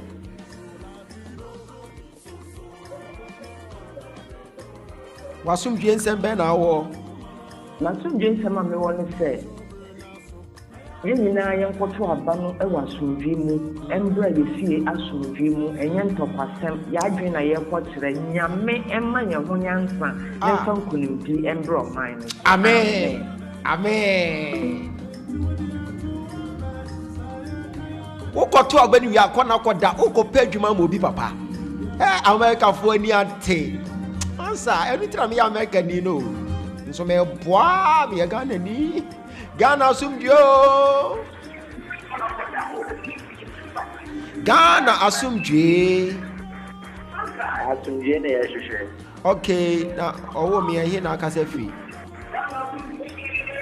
kasa fi apam yo na wasomdwe nsɛm bɛ na wowɔ ma ɔman no nyinaa ne ahwɛyie na mɛka fi nyinaa yɛyɛ ɛka sɛ bibia na ɔma ne mu ayɛ den nti no meka kyerɛ me nua no wiesi no ne nkɔkora no nyinaa sɛ yɛmfa ɔdɔ ne koyɛ yɛmfa nto aba no na yɛnya abɔkyerɛ ɛsiane sɛ bibia no nneɛma nkoyɛ nneɛma so boa yɛ den nti wankasa wohwɛ w'asetenam na wohwɛ nneɛma no a ɛkɔ so no na sɛ wohwɛ no ɛbɛboa wo a na ɛno deɛ sɛ wohwɛ so no amboa wo na woasesa no ɛnna a woayɛ den woato aba no ɛde ama nea wode bɛyɛ deɛ wode bɛma no ɛsiane sɛ papa nyame ne nokora me deɛ na ɛyi ma nneɛma nkɔ yie ma yɛ na mmom yɛn nyinaa yɛmfa koro yie yɛmfa oniadɔ yɛmfa ntena wɔ ɔman no okay nyame nhyira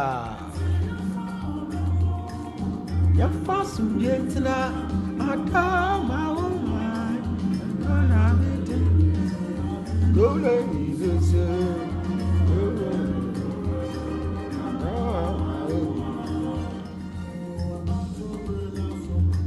Ghana asomdwe papa baako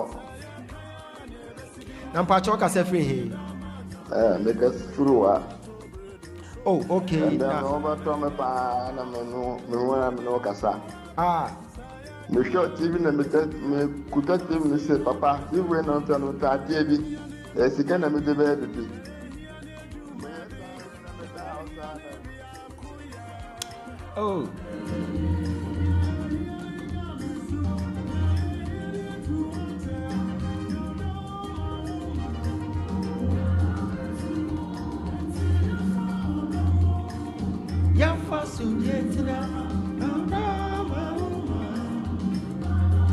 Ghana asomdwe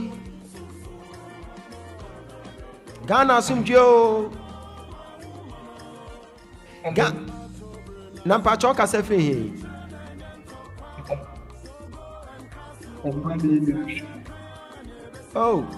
on network no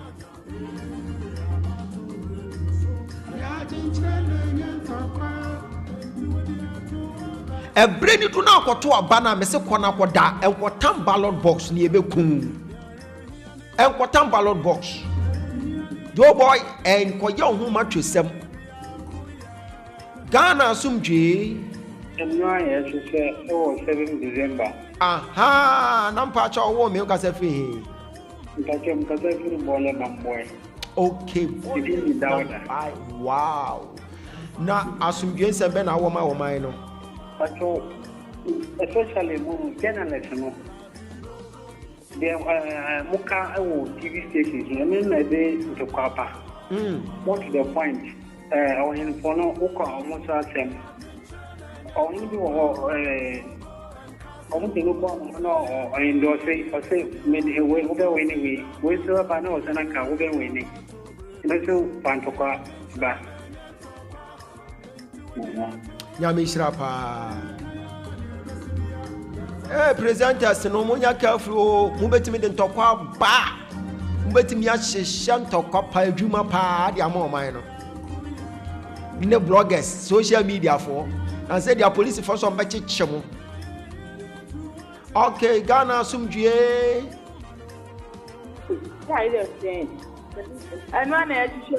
yo na aka say fi owo me Bacho, me kasa pinungwa. Okay, the whole Ghana ti why? If I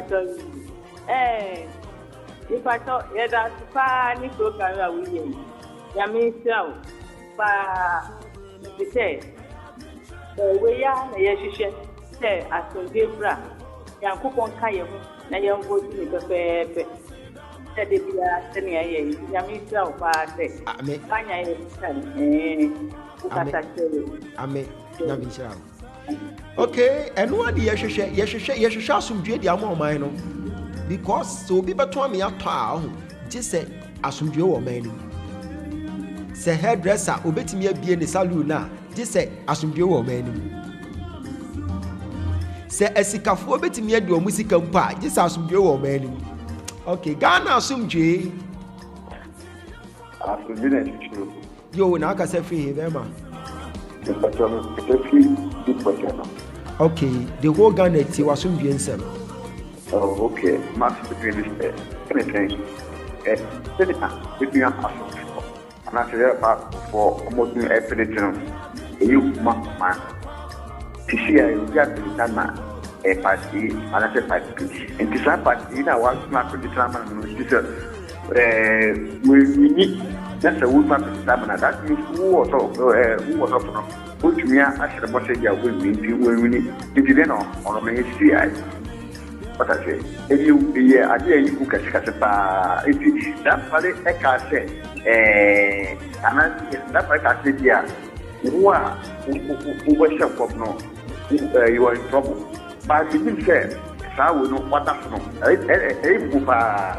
I say, that part and my side represents a professional on behalf of my better education to a man. It also that part also was I will not to order toward there's a some other way to so na a keeper a woman a back and a pressure anyway so if you show you na it me the onuma a book woman but Nyamishra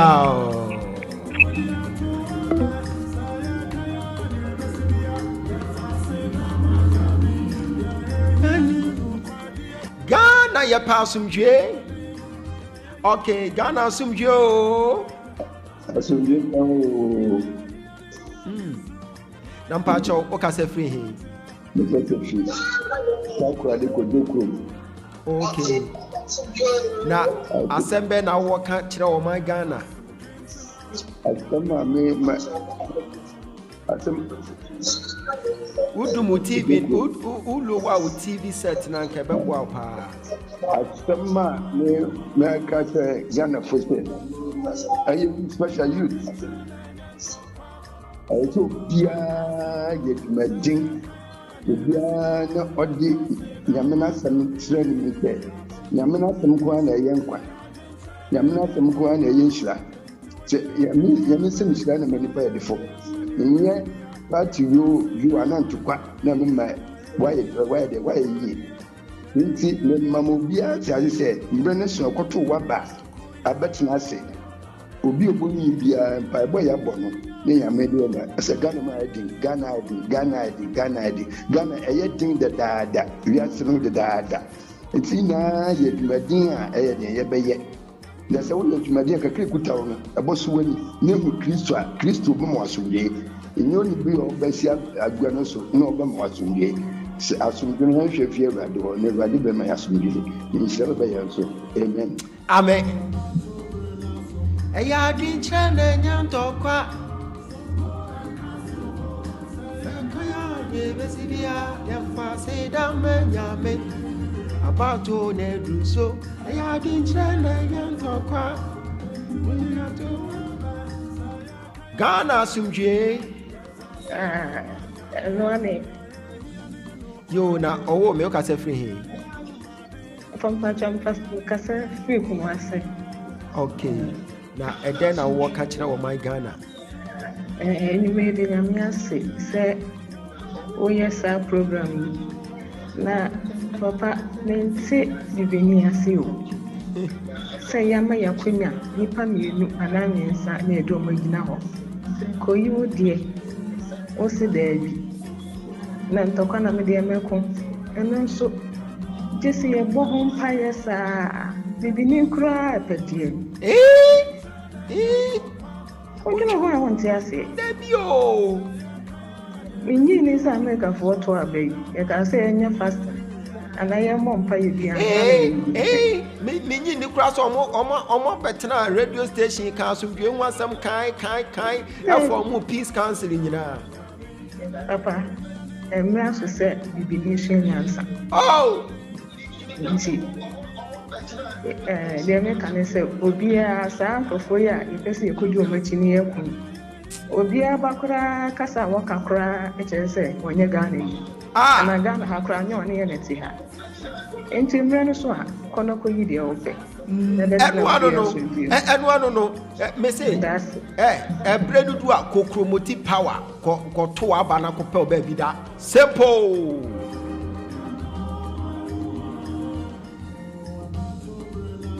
A yard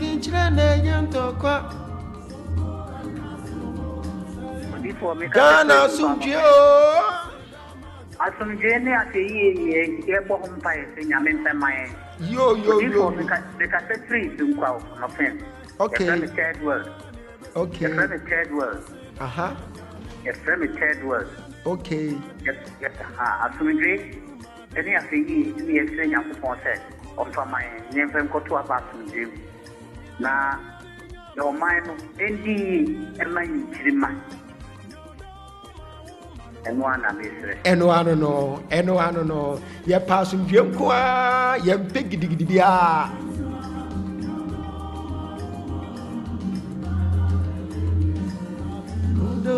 So. Hey. Okay, Ghana Asomdwe. Kai.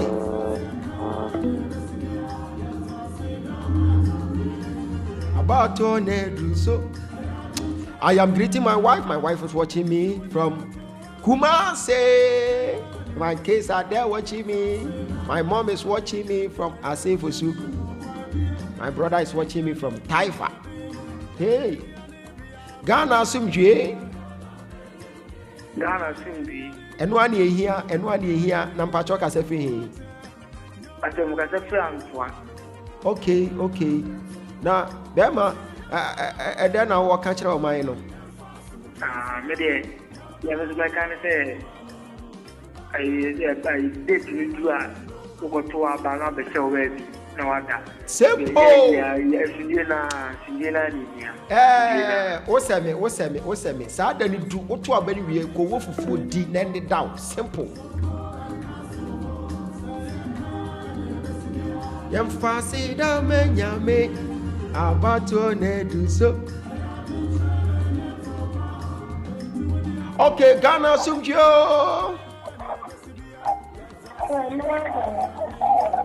Ghana Asomdwe. Yo, Nampacho, okase free he.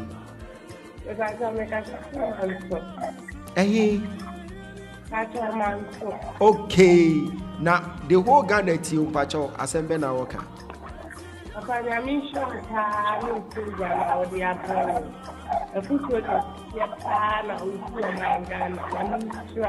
Ow.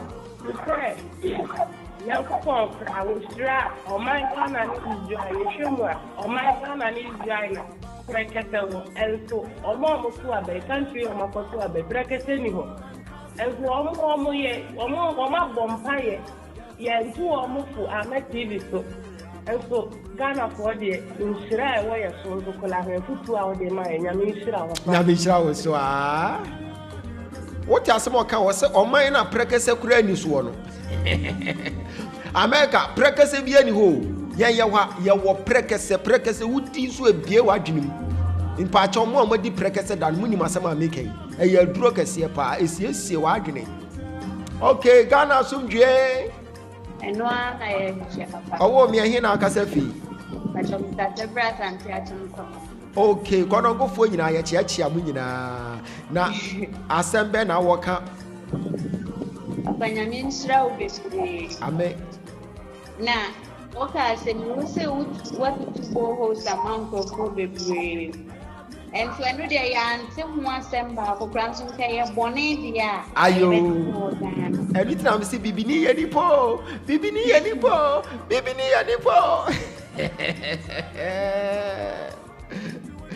Boho na yetutu ne de yetutu ama village si bebre ye betwetwa ni nyina be TV so ne ye yi a kire nkofo say yanso boho na asem ne kan ye de bi be wura village bia eno de blogger bia ni wo befa omo de ye dai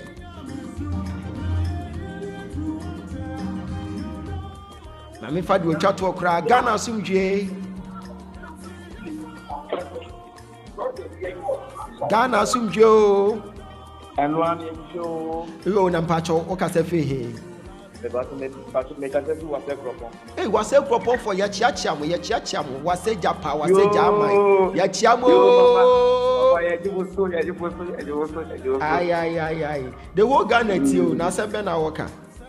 Mbacho, dia no kan say Ghana ya tu abanibia obia nkoda. Samo obia ankokun e wa tie. Asomdwe no emphasis play. Oh, Ghana, you have to be. You have to be. Me chia wasafo ni nyina, wasa kropofo ni nyina. Bye bye. I respond to the prophet KB Manuel King. I've already told you that I am here for peace. I don't have any political party. Yes, I am not your party member. I don't belong to either NDC or MPP or CPP or CFF or I don't have a party. My party is Asomdwe Party. And so if you are seeking for my downfall, it's up to you. We are here for peace. On a more serious note, on the 7th, when you go near the ballot box, you are going to die. So make sure you don't go near the ballot box. I was being informed by Ghana police that if you dare not,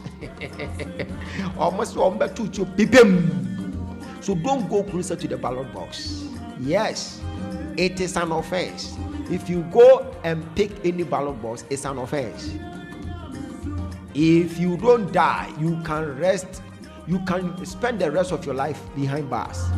So it's very dangerous. Don't try it at your polling station. It is not healthy for you at all. Yeah, I'll use this opportunity to greet all my covenant partners. Mr. Kankam is watching me. Mr. Joe DJF is watching me. Pastor God Bless is watching me. Hey, Honorable Stephen Bedo.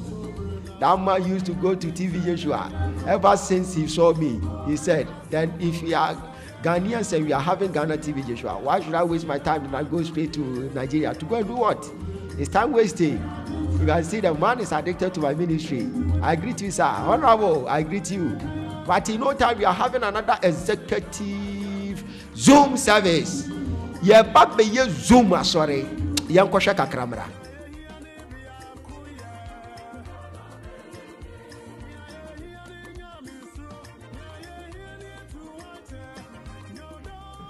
My father is also in Kumasi. In 1995, your mom, I am hearing Evelyn Esel.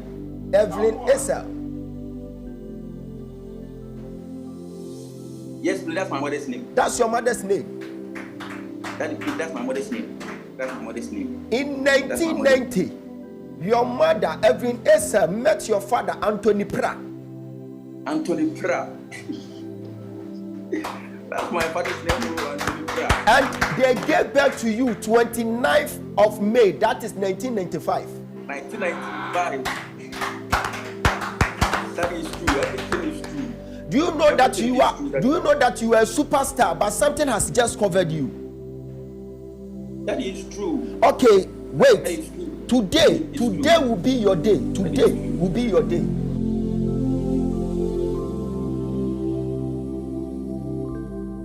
The reason why Israel was so dynamic, was so strong and powerful was that it wasn't their weapons, but it was because of the prophet in town. When a prophet is in town, then it tells you that no weapon can function more than the weapon, that divine weapon that the prophet is holding at that point in time. So when you have an encounter with a prophet, have it in mind that it's a transforming moment whereby divinity is about to meet humanity.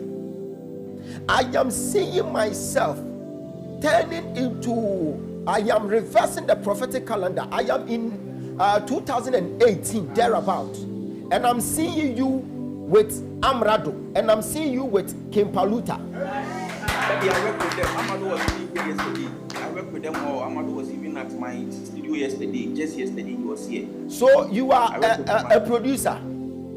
That the place I'm a producer. So 2018, I am seeing you with Amrado and Kimpaluta. By then they were recording a certain song. I am hearing No Lie or something. No Lie, yes please.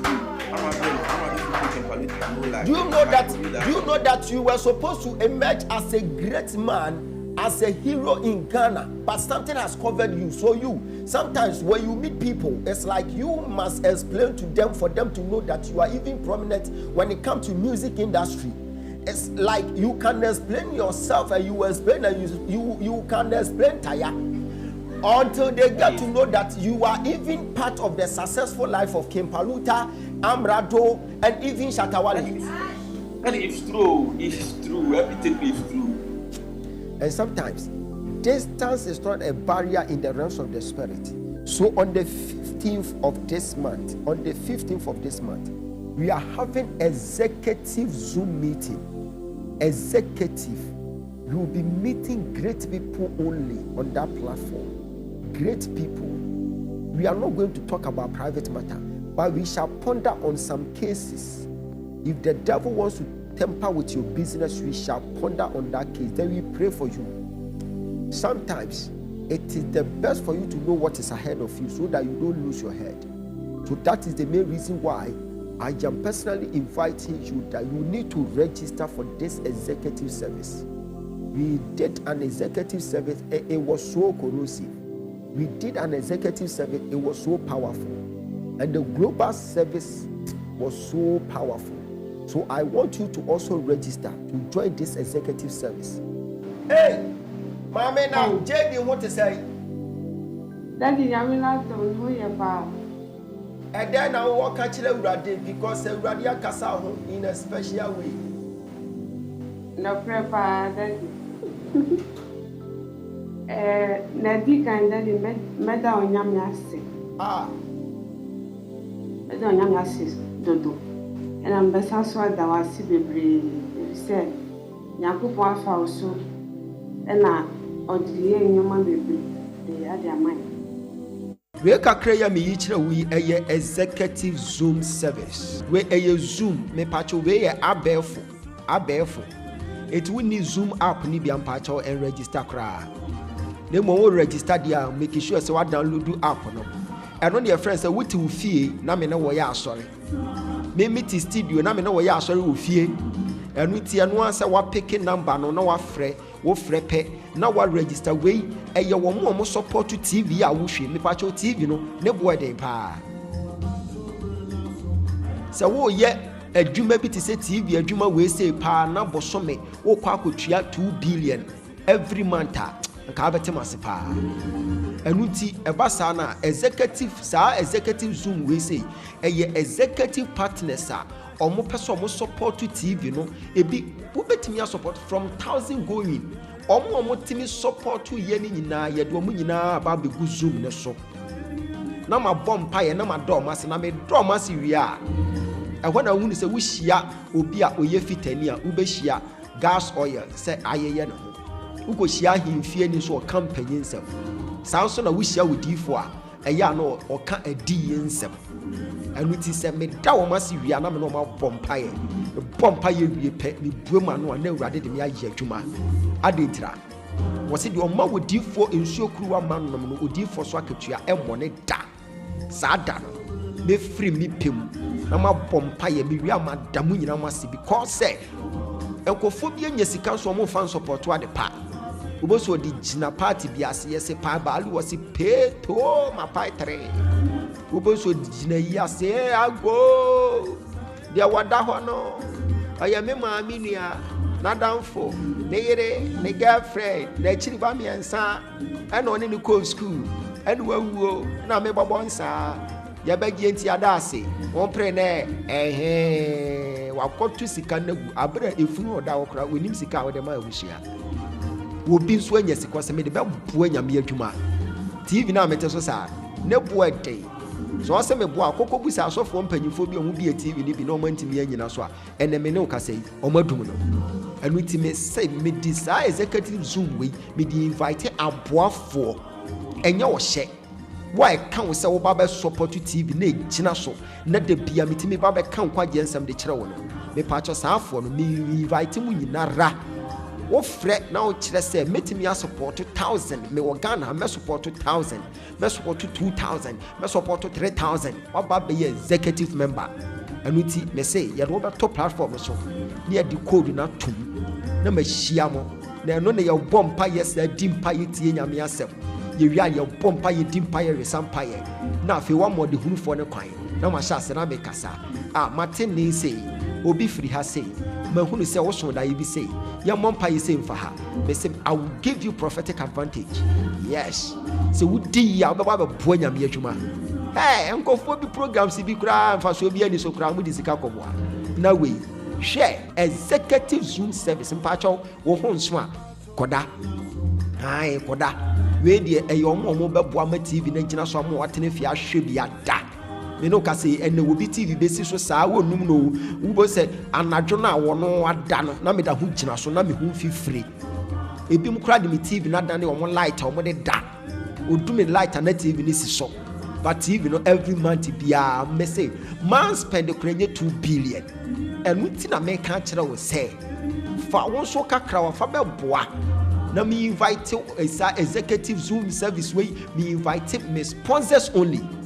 Na ma doma se na ma pompa ya mo nya mi hraw me chiachia asori menyina me chiachia NDC fo me chia MPP fo CPP fo Ekwadonko party me chia mo me chia gum me chiachia damo new force fo nyina de me kan se ba bia on begina bia mu hweye na man kan se mu hunu na de ntokwa beba obi akogina ba bia on kan se me de asomdwe beba, because without peace you can never become a president. Yami sha will be our share me nya sada je de tena ho share me na minim say wo be fa number na ye wie so ye de beto so na wa hwe ni nyina kosi no fa number no wa register wo be kan wate na ma da wasere ma bompa ya ma na ma kan de osoro se e de a kire wo be hu say yes, there is a prophet on the land.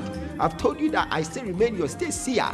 I respond to the name Prophet KB Manuel K. Wherever you may be, I love you, but the one who loves you more in Jesus Christ. On the 7th, when you go closer to the ballot box, you are going to die. I said you are going to die. So do not try this at your polling station, because it's not healthy. When you do that, you are doing it at your own risk. You are going to die. Make sure you carry yourself well. On the 7th, after voting, go back to your house, then you go and rest. I'm sure when you pay our share me. My country will say about to a democracy and young tokwa. When you go, just go and search your franchise, then you go back to your various homes. Go and enjoy your life, because you are a breadwinner for a certain family. You are a breadwinner, you are a pillar of a certain family. So if you are no more, it's going to affect a lot of people. It could be you have been putting food on the table, and therefore you need to carry yourself well. If you know what you carry, you know where you are going. Because as I'm speaking to you now, the sons and the daughters of those politicians, most of them are studying laws at the Wales and at the Buckingham Palace and whatever. So do not mess up with your life. And I've already told you that there will be vigilantes. They will be watching the ballot box. And those media personnel, if you're a media guy, if you're a blogger, you don't carry yourself well, you are going to stay behind bars. You'll be arrested. Ghana police said I should come and tell those bloggers, if you come up with any misinformation, you are going to be punished. I'm so bad show. Oba betra platform you are just saying I'm a platform that says we be deep in some I bet what won't kwa with me go creating to come back. So if you have a journalist or something, do not be biased. Men kon ko Jessica Medi do be papa tem. And then you do be papa tem wa so bad there. Be careful with information should be banner or not say show no mu say throw na woodie na wo pese entokwasia ye be ba be chew ye chew so e do be tum me say me chew so metimi abo because say o mpe wo man asomdwe me say me do me man aye God bless our homeland Ghana and make our nation great and strong, both to defend forever. The cause of our freedom and of our right. Fill our heart with humility, make us cherish fearless and honesty, and help us to resist oppressors' rule with all our wealth and might forevermore. Ghana, my beloved country, we are free forever. Nyami wonshira obia, bedum besia makramo, bye bye.